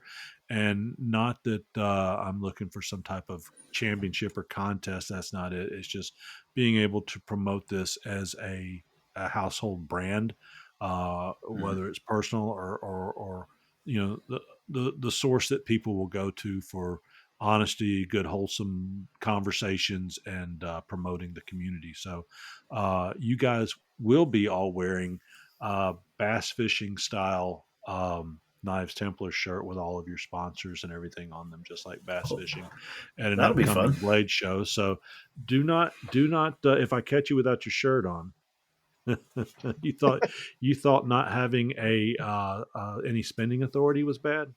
Wait till I make you walk around Blade Show with your 40-year-old breasticles hanging out because you got a dad bod now. That was breasticles, man's ear kind of stuff. So, so like Eric, you better get in shape if you're not going to wear one of the Bassmaster themed Knives Templars tournament type shirt. So there you go. I'm ready for it because I'm one of the show sponsors. So it's going to be my logo is going to be on there by default. There you go. And I will tell you, I'm certainly going to wear one because the last thing I want to do is walk around without a shirt on it at my age. It's not it's not an ugly sight by any means. I just look like that guy from Swamp what was that show, Swamp Men or whatever, the one that wore overalls with no shirt on. Oh yeah. Yeah. On Swamp People. Yeah. Yeah, you throw an American flag bandana on my head, and I swear, once I get my beard back, I could pass for that guy. Other thing, beard's coming back. I know you guys don't see much of a beard right now, but my 2 feet of beard will be back in about 18 inches will be back in about 23 more months. So VMAX, I'm gonna put your beard to shame here, buddy. Oh, you're going to put it to shame come the middle of January because I'm going to be going to the ball and it's coming off. To the ball. Yeah, Air Force? no, there's there's a bunch of Mardi Gras balls, but to those balls, I'm going to be wearing my mess dress, and so can't have a beard in mess dress. Great balls of fire. Yep. Huh. So is it true that y'all have the biggest balls of them all? Right. Yeah. I mean, there are big balls in Cowtown. 2-inch ball beard. But yeah. I was thinking of the AC/DC song. I was too. Right. Yeah, but then like I say, they have big balls in Cowtown too. Which they is do. They do. Yeah. It's not Alabama. Well, I hope you enjoy your balls, but when you go to them, but when you get done, hopefully you'll bring your facial hair back because you don't look like a child anymore. Matter of fact, nobody here looks like a child. You've all got facial hair. I do have to say it helps you think at work because Oh no! and then wait I until just you come cut up it. with the answer. Wait until you cut it, and you will just not even thinking about it. You'll just go, "Jeez, there's nothing there." Because you will do No.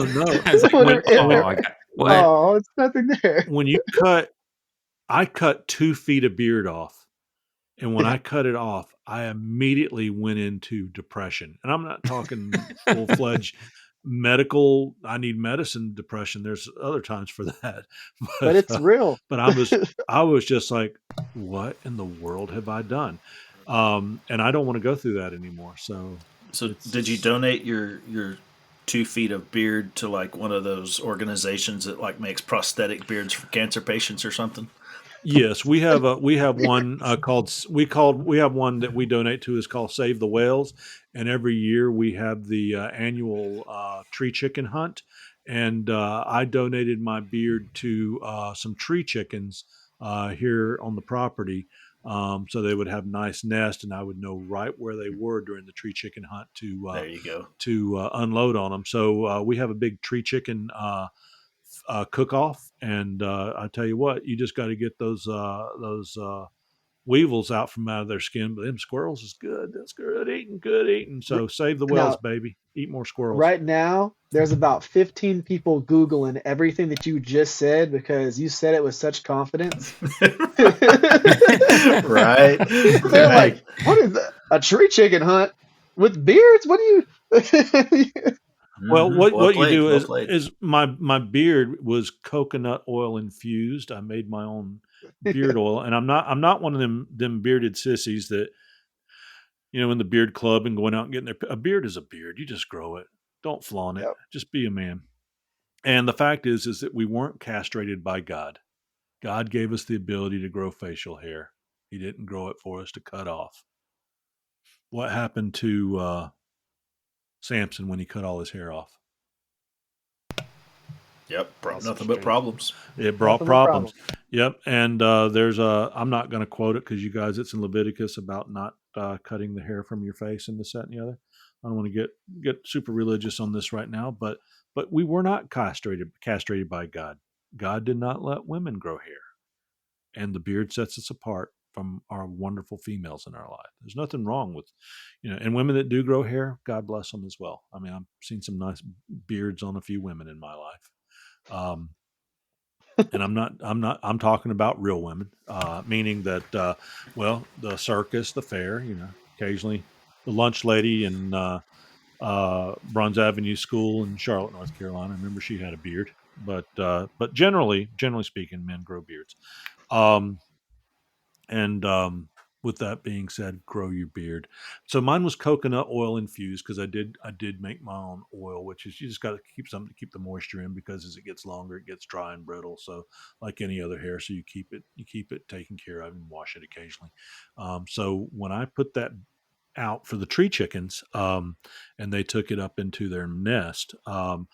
Not only did I know that they would have nice, warm, nice smelling nest, but I was kind of hoping that some of that coconut oil would infuse into them, and that we would make some coconut squirrel brains this year. And actually, it's wonderful. Nice. You don't even have to throw any coconut in with it. You just cook them, and it's got that nice coconut flavor. Oh, So all it does. It's yes, natural. yes, yes. Hey, all I have to say is save a whale. Save a whale.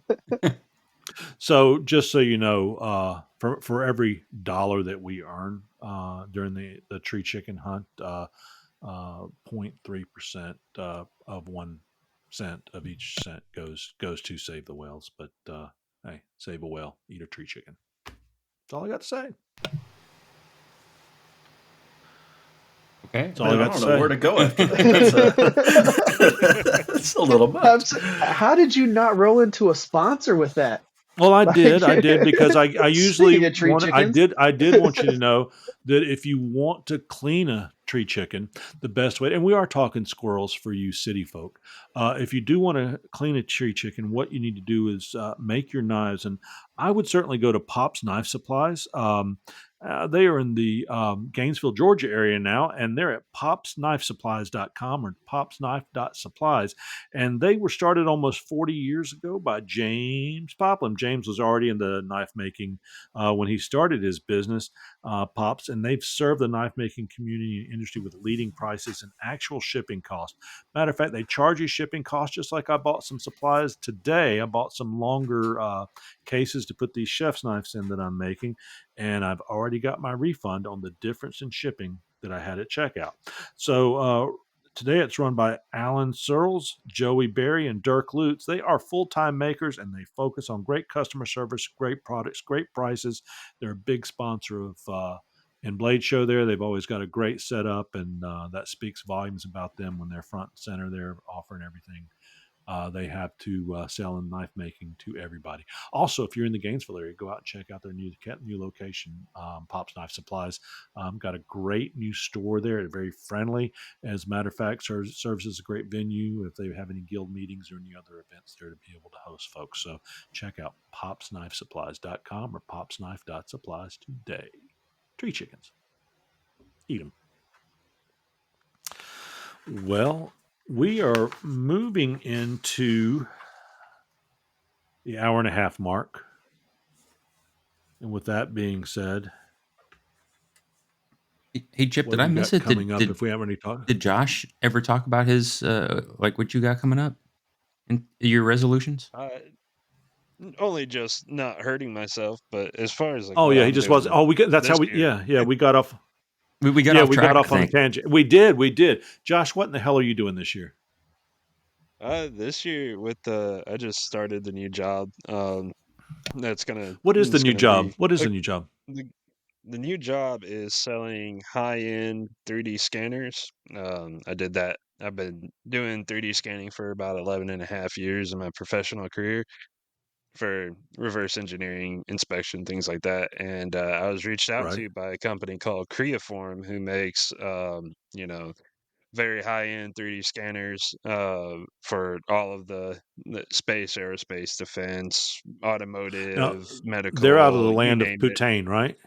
They're out of the land of Yeah, Poutine. they are a French Canadian company, and got the joy of going up there to experience Quebec. Luckily, before it got cold, and real cold that is. But that's going to be taking up a good bit of my time, especially early on, 2024, as I kind of grow into my new role. Yeah. And one of the things today, actually yesterday, whenever I fed my finger to the bandsaw, I kind of just came to the realization that like when I'm in the shop now, I'm rushing because I don't have a lot of time, and so trying to get orders out, things like that.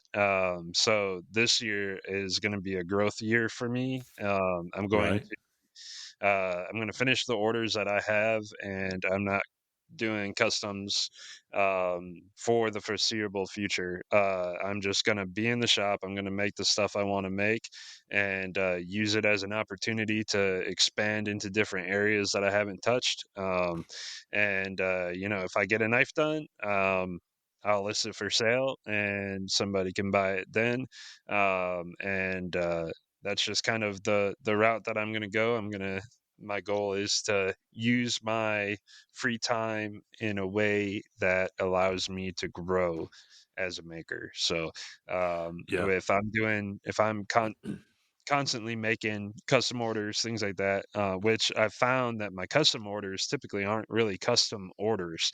They're like I make a skinning knife. Somebody sees it, they're like, hey, I want to order a custom one of those, but it's the exact same knife. Really, the only thing custom about it is I get to pick their handle color, and so I'd rather just make a handful of them and sell them, and Yeah. put them on my website if somebody wants them.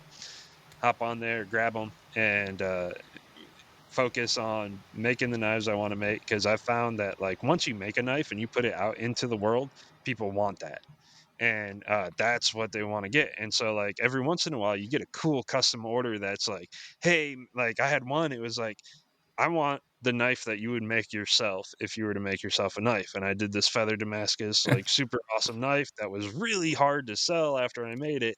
I offered to make them another one and they didn't go for it.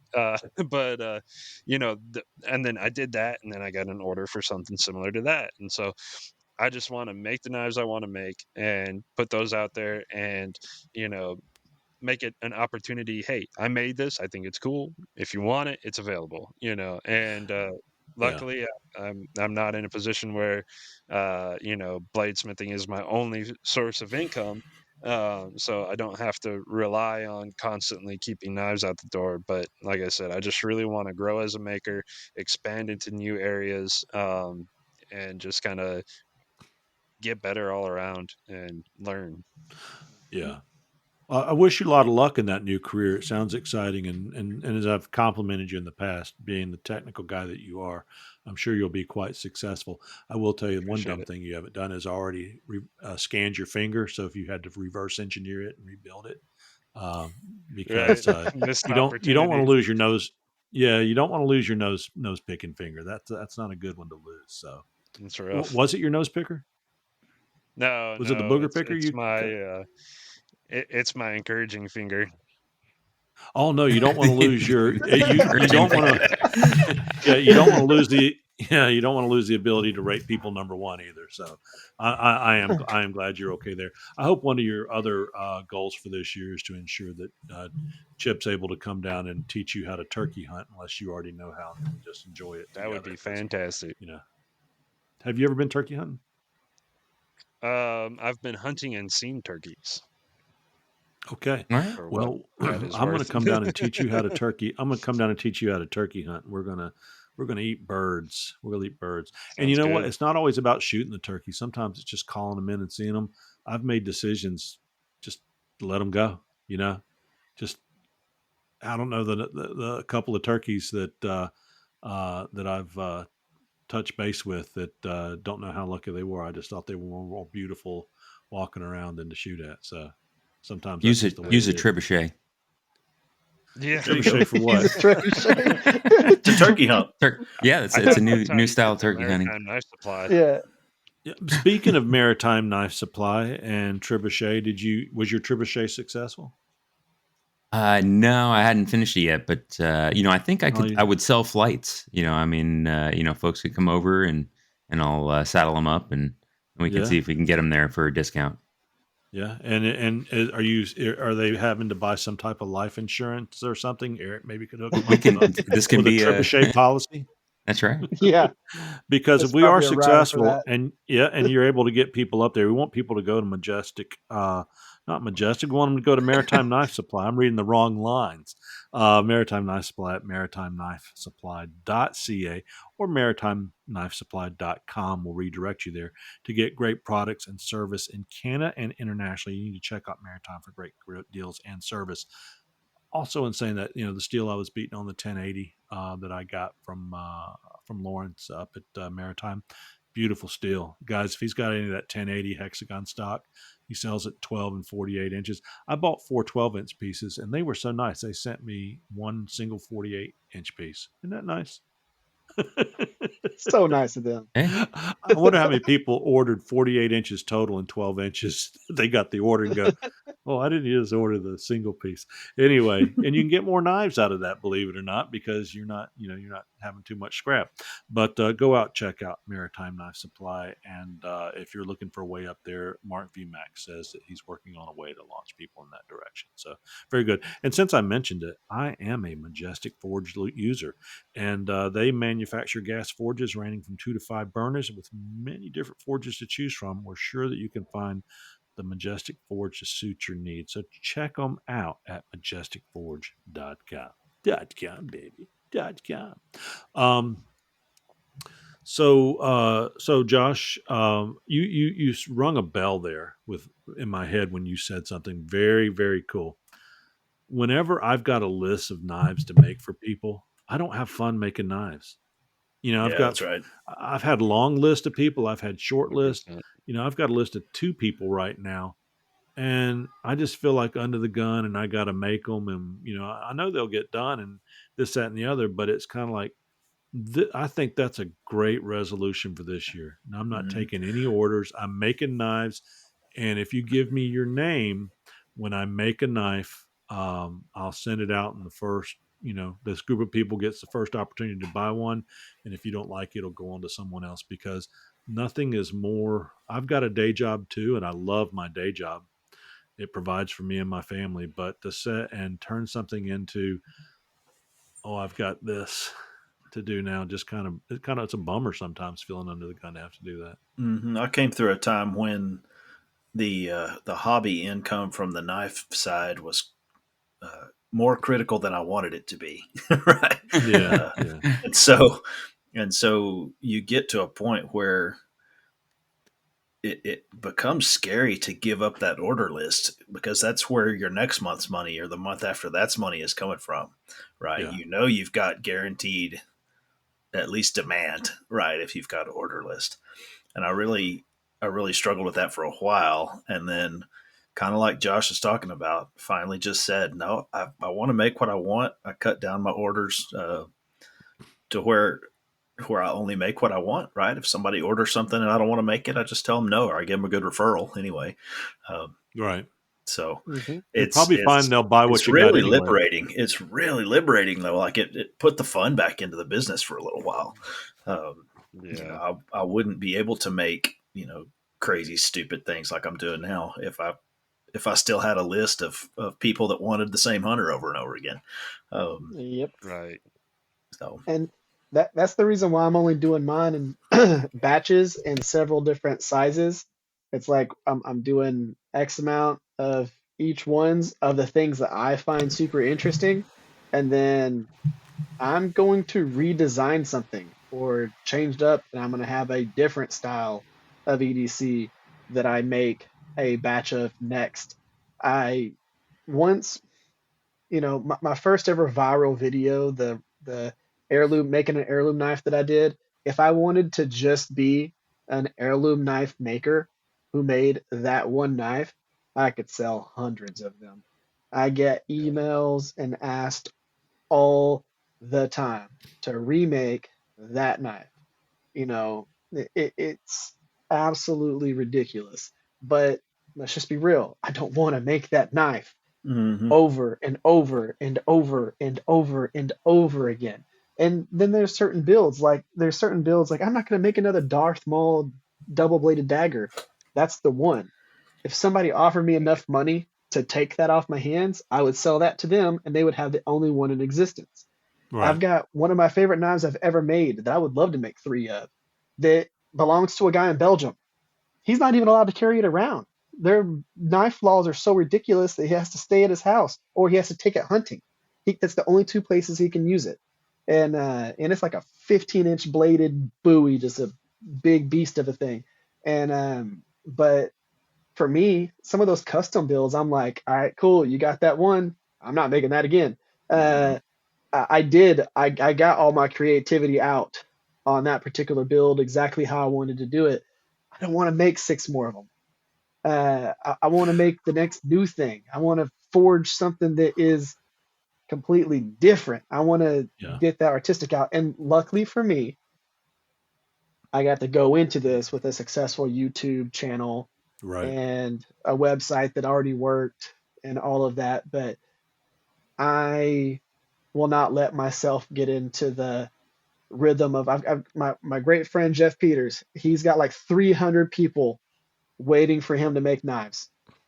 It is his list is always full every single year, so he has to figure out a way to. And he's also an IT guy for a company, so he's got that job plus he's knocking out like 50 knives a month, and he hand forges so many knives, and it's a bunch of Damascus, it's a bunch of everything.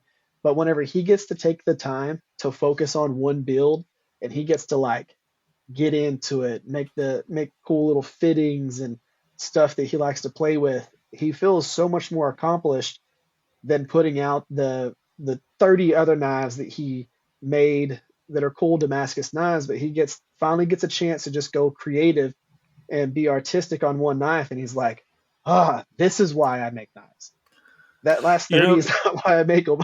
Yeah, the first thing I thought of when you talked about that situation was the old Mr. T. I pity the fool.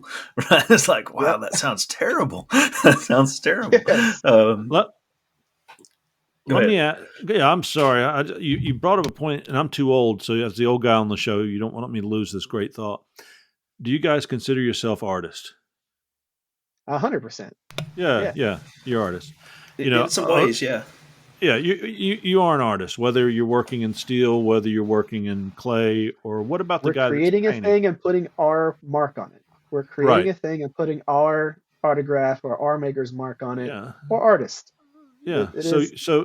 You are. Yeah. So you are an artist. How many painters go out there and go, okay, I'm going to paint a mountain scene with a green canoe in it. Who wants to buy that? You get to choose what color you want the Bigfoot to look like. And he's got 10 orders for that. Most artists paint paintings and they go into their gallery and people want to buy them. If they don't, they eventually end up at the Goodwill. My whole point is that's the maker. And after they die, they sell for $3 million.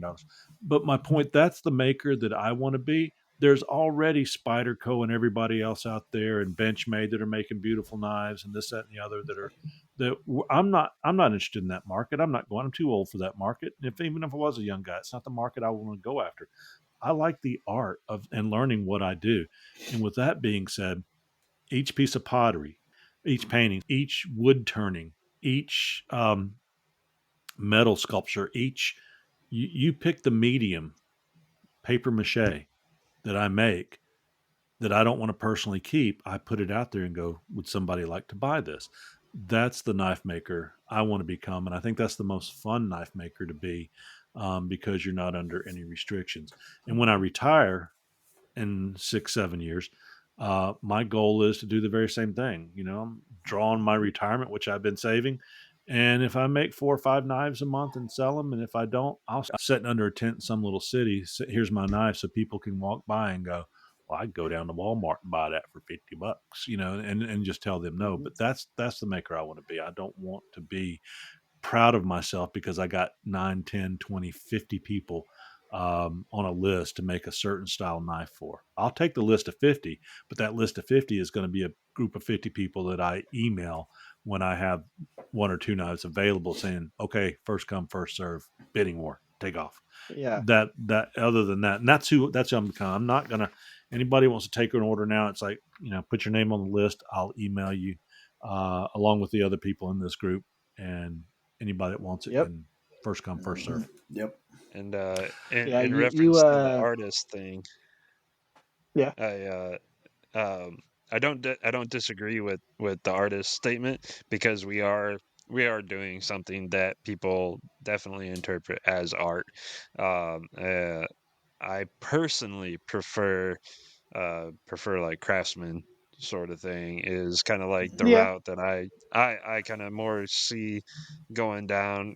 It's kind of like more of trying to master the tools that you have and create a useful tool. But they are, in the end, they are beautiful, and like a lot of people, you know will tell you if you make a nice knife and it's beautiful, all this good stuff. They say, "Oh, that's a work of art," and things like that. And so I don't disagree at all with that. I just like to personally, I kind of lean more towards kind of like the craftsman side of things, more like a labor So of love for the work that you yeah. do.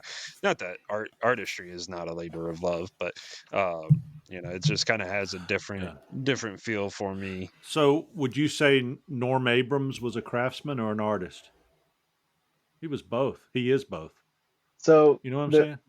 But the I hear what reason, you're saying. I yeah, don't disagree. Yeah. and Oh yeah, and yeah. I you mean, you like, could say cr- both because we do make tools and sure. we do utilize tools. The reason why I say artist, you because it's kind of semantics Oh with yeah, the definitely. artistry and the craftsmanship, because if you're an artist, you're still you have to learn what certain tools within art, your brushes or your pencils or your, all the different medias that you're going to use. We do the same thing. The nice thing about our art is you can stab somebody with it. Um, There you go. There you According to go. Jason but Fry's new T-shirt. yeah, so Right. so I guess that we are craftsmen because we do make a usable Hey, tool. And Eric, we're trying to sell these things on PayPal. Can you please say yeah, you can can you, make somebody? The nice thing about ours is you can make somebody a peanut butter sandwich with it. yeah, There you something go. like that. Um, and we do make functional pieces of art because if the reason why I call it art is because we're making it with our hands. And you know do I consider a some people would consider a Spyderco knife a piece of art. I don't so much consider things that are made by a lot of machines as artistic as certain things. We are putting our own flair. We're picking the wood colors.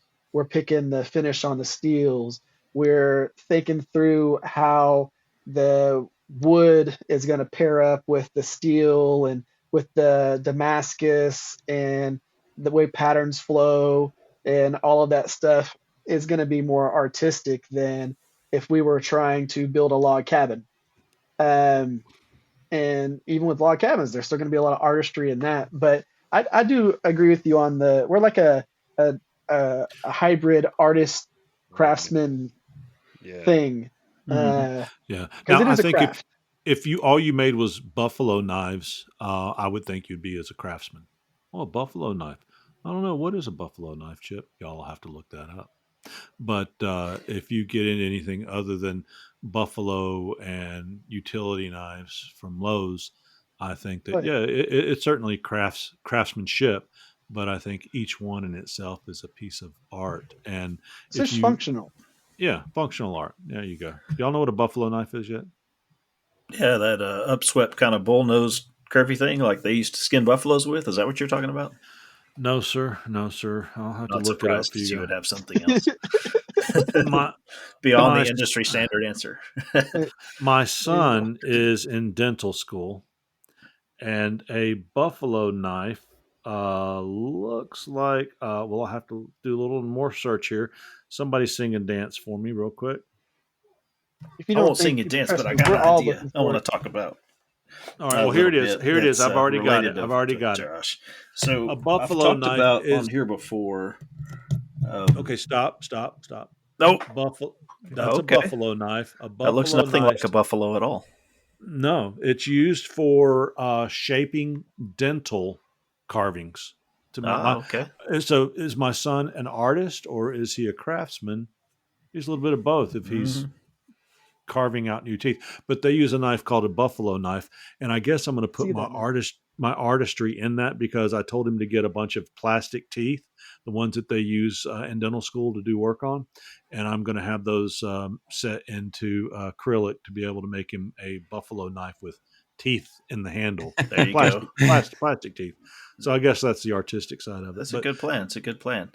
No, I've But talked go on ahead. here before about how, I don't feel like I'm a good knife sharpener, right? But I've sharpened 1,000 knives or so, or two, which is 50 times more than most people, right? So Right. I do the same thing with art. I mean, I have a brother, my one brother collects hobbies. His hobby is hobby collecting. And he can do engraving, he can do pencil drawing, he does jewelry, he does knives, he does woodwork, and he's very good at all of those things. He doesn't spend the time on any one of them to get superb, but he's really, really good at a lot of things.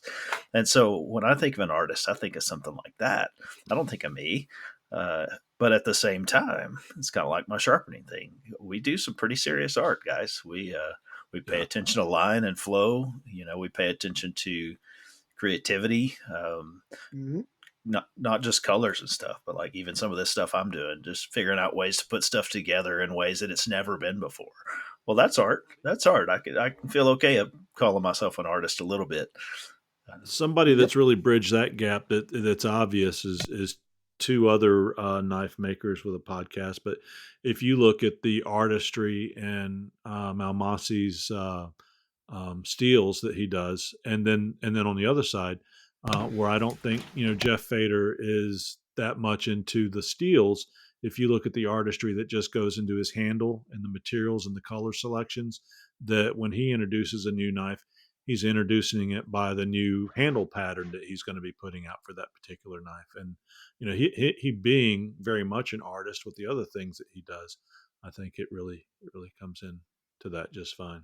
So we are artist. We are artist. What are you looking Yes, at we there, are. Eric?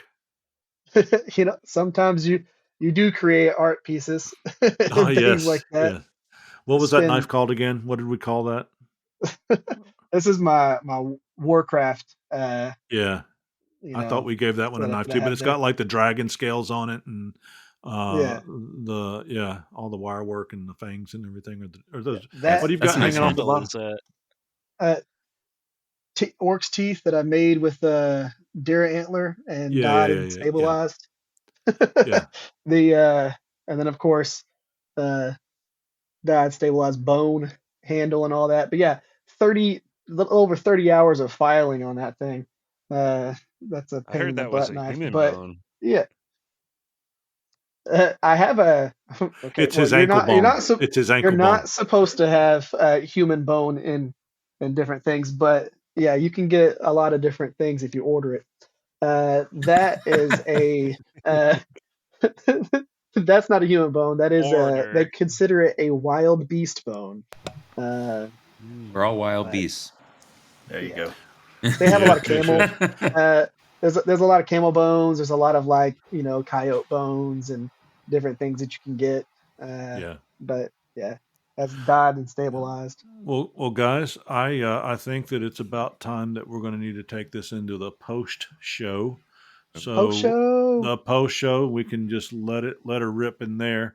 With that being said, we're past the 2 hour mark, and first, I want to make sure that our listeners know out there that if you have not visited the Rivers Experience, you need to visit our very own Eric Rivers from the Rivers Experience, because he's going to teach you some of the great and fine arts of knife making, not only at the Rivers Experience on YouTube, but in TRE Workshop on Facebook. Guys, I've been using him this week learning to forge knives, and it's been a lot of help. So join in the fun with the community video instruction and live online events. Are you still doing your live Yep, we'll be going livecast? live tomorrow night, forging out uh, some knives Well, it and won't be working tomorrow out in the night when shop. they listen, Right? Yeah, right? so it'll be this previous Saturday, and then of course Stay tuned. I will be releasing a video finishing that chef's knife that I showed off to y'all, the frame handled, showing how to do a frame Yeah, it's handle and nice. things like that. I'll be releasing a video on Tuesday for that, and then we'll be going live again either Tuesday night and Saturday or just Saturday, and we'll be out in the shop forging. I don't know about you guys. Is Eric's video slowed down for y'all? He looks like a fashion model that's getting his pictures made because he's going in slow motion and rocking around and smiling. And I'm like, It's Vogue. yeah, I'm like, man, oh man. Hey, listen. Also, make sure you guys go out and check out Knife Wood by Oleg Bashkovich out of Russia. That's knife-wood.com. Oleg makes some great stabilized wood, and he ships it from Russia to you at your home. Once you use his products, you will find that you will be sold on the quality, the artistic ability, and his great customer service. So go out and use some of Oleg's great, wonderful wood products in your handles, pin blanks, and other things. So really good, guys. With all that being said, so I can move into the post show. I just want to say, any questions, comments, product reviews, show or guest ideas, get in touch with us. Subscribe and email us at the Knives Templars at yahoo.com. Or you can DM us on Facebook at the Knives Templars podcast group. Visit us at the knivestemplars.com to stay up to date. And you can also submit any questions or comments you may have there. This episode is sponsored by the Rivers Experience, Redeemed Steel, knife-wood.com, Ameribraid, Majestic Fords, Byford's Guns in Hartselle, Alabama, Pop's Knife Supplies, Maritime Knife Supply, Housemade, and Phoenix Abrasives with their Templar 10 discount. And don't let me forget to tell you that Ameribraid offers 20% off on parts and accessories if you put Templars 20 in at checkout. Templars 20 at checkout will get you 20% off on parts and accessories at Ameribraid. Guys, you can hear us on iHeartRadio, Spotify, Apple Podcasts, Google Podcast, Anchor, Amazon, and Castbox, and many others. So, a list of resources, suggested materials, and social media handles. Just check us out at Knives Templars Podcast on Facebook. And finally, our best way to get in touch with us is email me at knivestemplars@yahoo.com.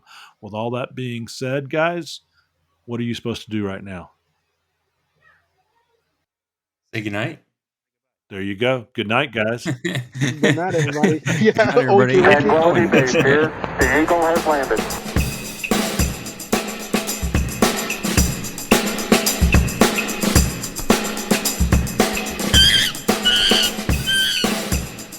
There's the monkey, Mark. Are you happy now? Good. I know you always look forward to the monkey. I do. Monkey's Not that I good. look forward to the end of the podcast, but I like the monkey. We've had another successful trip. We've had another successful trebuchet landing. The monkey is That's right. screaming. The monkey has That's right. landed. The Man, I've got the most beautiful little doggy in the world. I'll have to send you guys a picture of him. When you have an animal come into your life as a pet or this, that, and the other. I lost one a couple years ago due to age, and gosh, I love that dog, and I just wasn't ready for a new one. And I guess it was 3 months ago. We had an opportunity to get a dog, and his name is Graham, and y'all have probably seen me post pictures of old Graham. But he was an old floppy mop this morning, so I'm going to send y'all a picture of what he looks like now after his haircut. I'm having a manly, plutonic, I don't want it to sound weird, a love affair with this little animal. He just melts my heart. Love him to death. He's a cutie. Oh, he got a trim there. Yeah, that's He good. did. Yeah, he's an Aussie doodle, and he's a miniature Aussie doodle. So miniature Aussie doodle. So he only gets to about 18 inches high, but the thing is, it's funny. Their bodies aren't that big, but their legs are like giraffe legs. And when he lays out, you just see these giant appendages go out in every direction, and he's just goofball. But love him to death. So that's Graham and his haircut today. He's my little shop dog.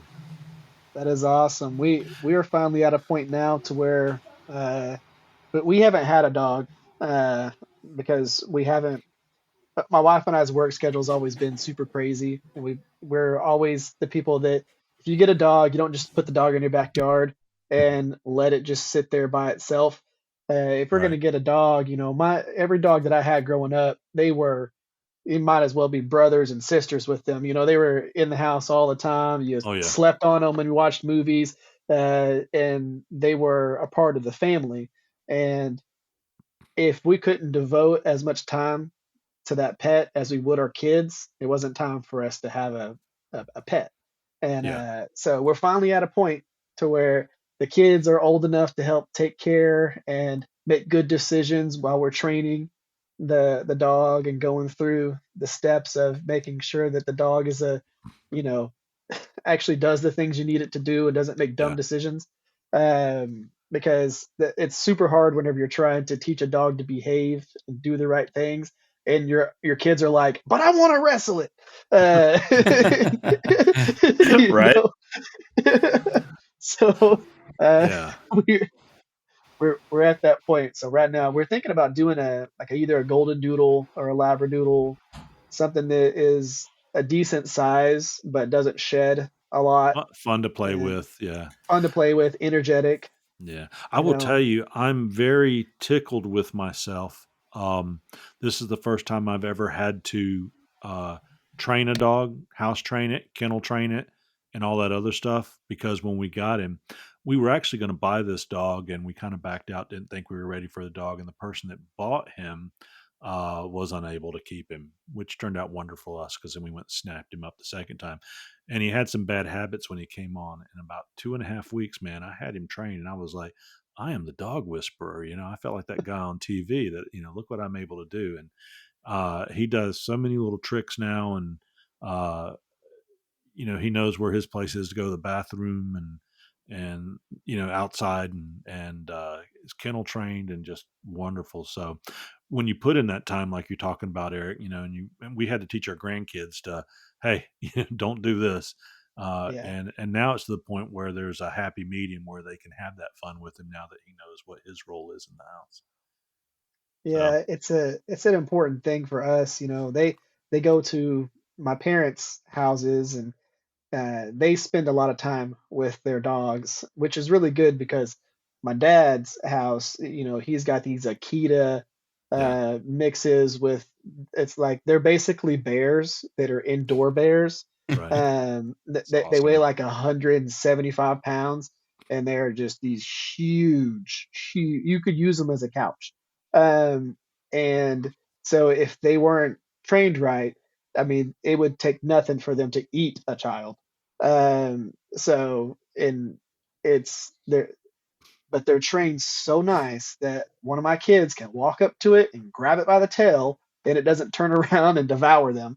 Um, and then you have the flip side. My mom, she has smaller dogs, and they're super well trained. My stepdad, he is amazing at teaching dogs to do everything, putting the little treat on their nose or on their paws, and they don't touch it until he says that they can touch it, all that type of stuff.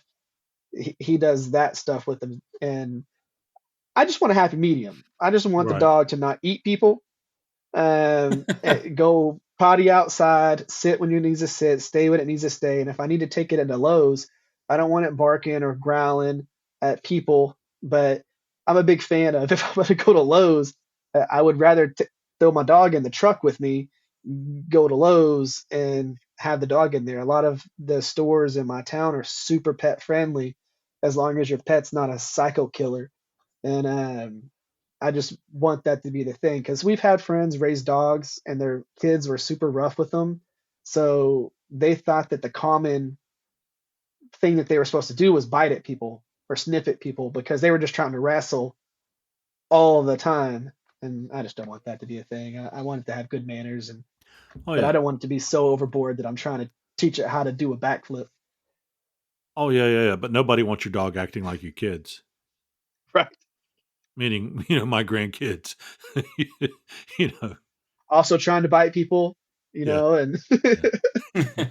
Bobby, don't bite don't the neighbor bite that. kid. Yeah, you can't bite that stranger in Walmart. Come on. uh, uh, Mark, how's your puppy doing? He's doing good. He's I think he does better when you take him out. So Shannon brings him everywhere, right? And so if he could sit on a chair in a steakhouse and not jump up on the table, then I think we're doing good. Yeah, it's funny watching Eric here because his video's on a delay and he's moving really slow.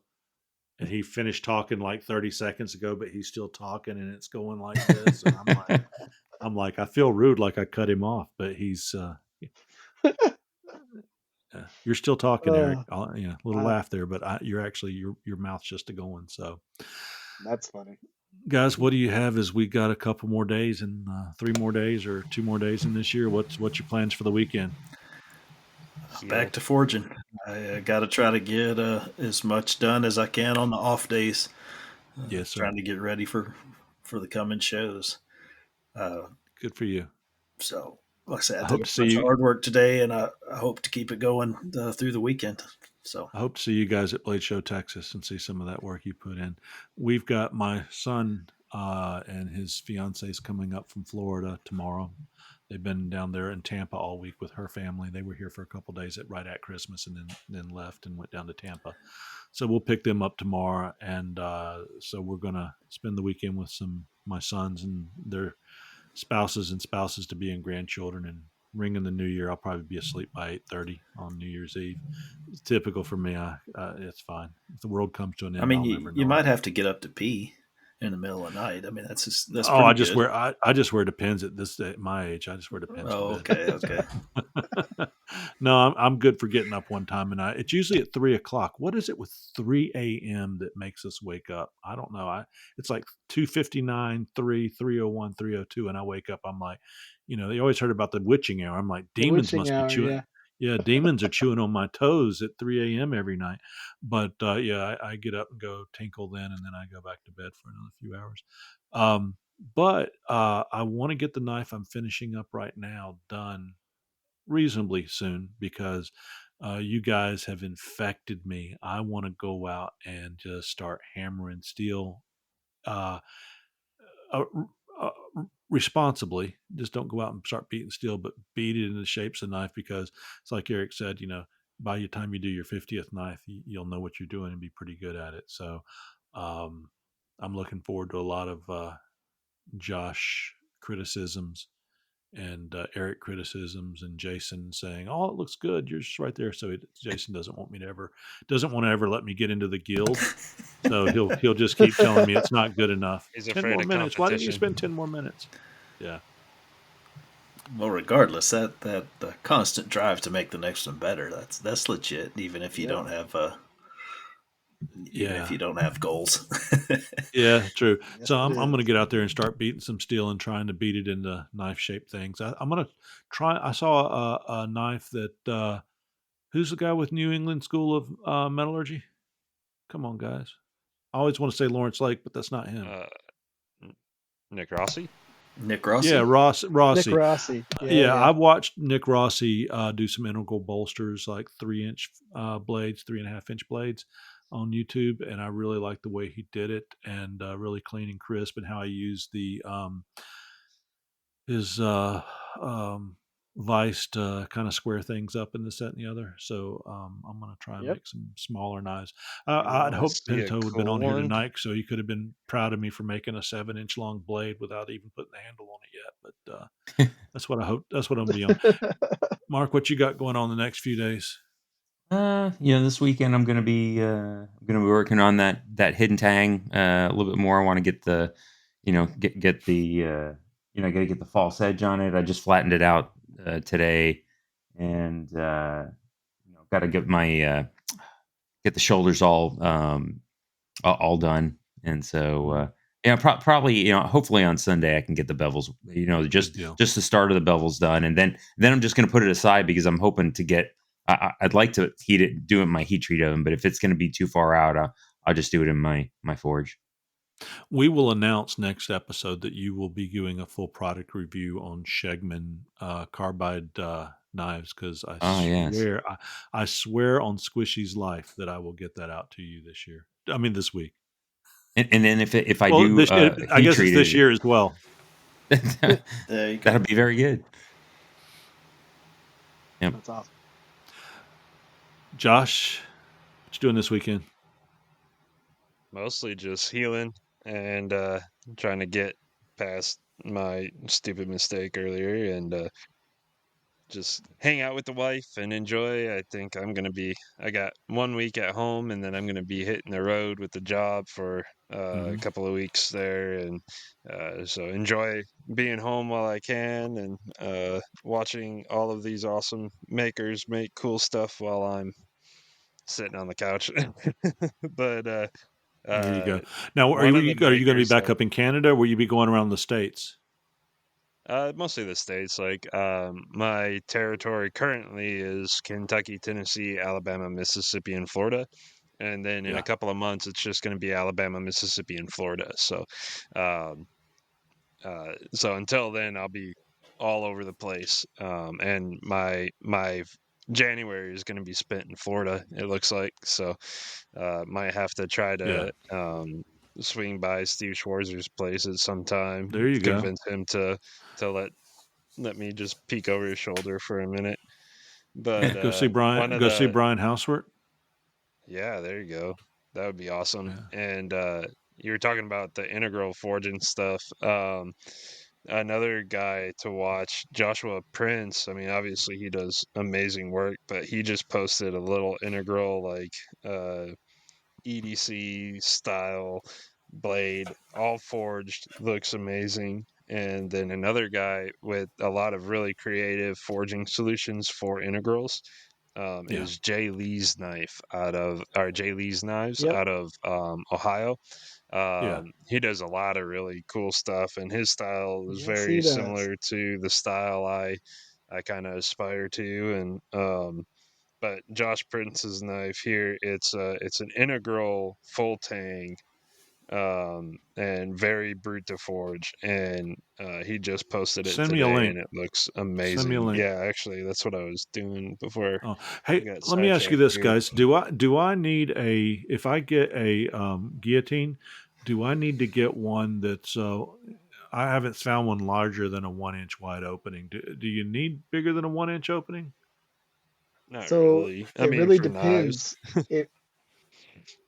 If you're trying to use it for integral bolsters Mm-hmm. and you want to use the guillotine to separate in the ricasso area, if you want to use the Right. guillotine in the ricasso area, yes, you're going to need a wider one than that. I would go with about 2 inches wide, because most things you're only going to have about 2 inches wide. Yeah. But yeah, if you're just using it for the step down from the bolster into the tang, Yeah. 1 inch is fine. I was kind of thinking I wanted something a little wider because it's hard to. I don't want to buy something and be stuck with that if there was a reason to go larger. But I will. I'm not going to rush out and get one. I just found the one from Blacksmith Depot or whatever, and see what else is out there. I'm sure there's some people that are making them on Etsy or this, that, and the other that have them available. So I'll have to see what's around and see if you guys know the people that are selling them or any feedback from them that's not on Etsy itself. So go for it. I'm gonna make a pretty rudimentary one here Yeah. within the next. It'll be in January. I'm making one to use in my shop that's going to be 2 inches wide. I've been Yeah. watching videos on people using them, and they're not that complicated to make when it boils down to it. So I'm probably going to go ahead and use one and heat treat and temper some. I've got some 5160 that is like super thick and 2 inches wide as Right.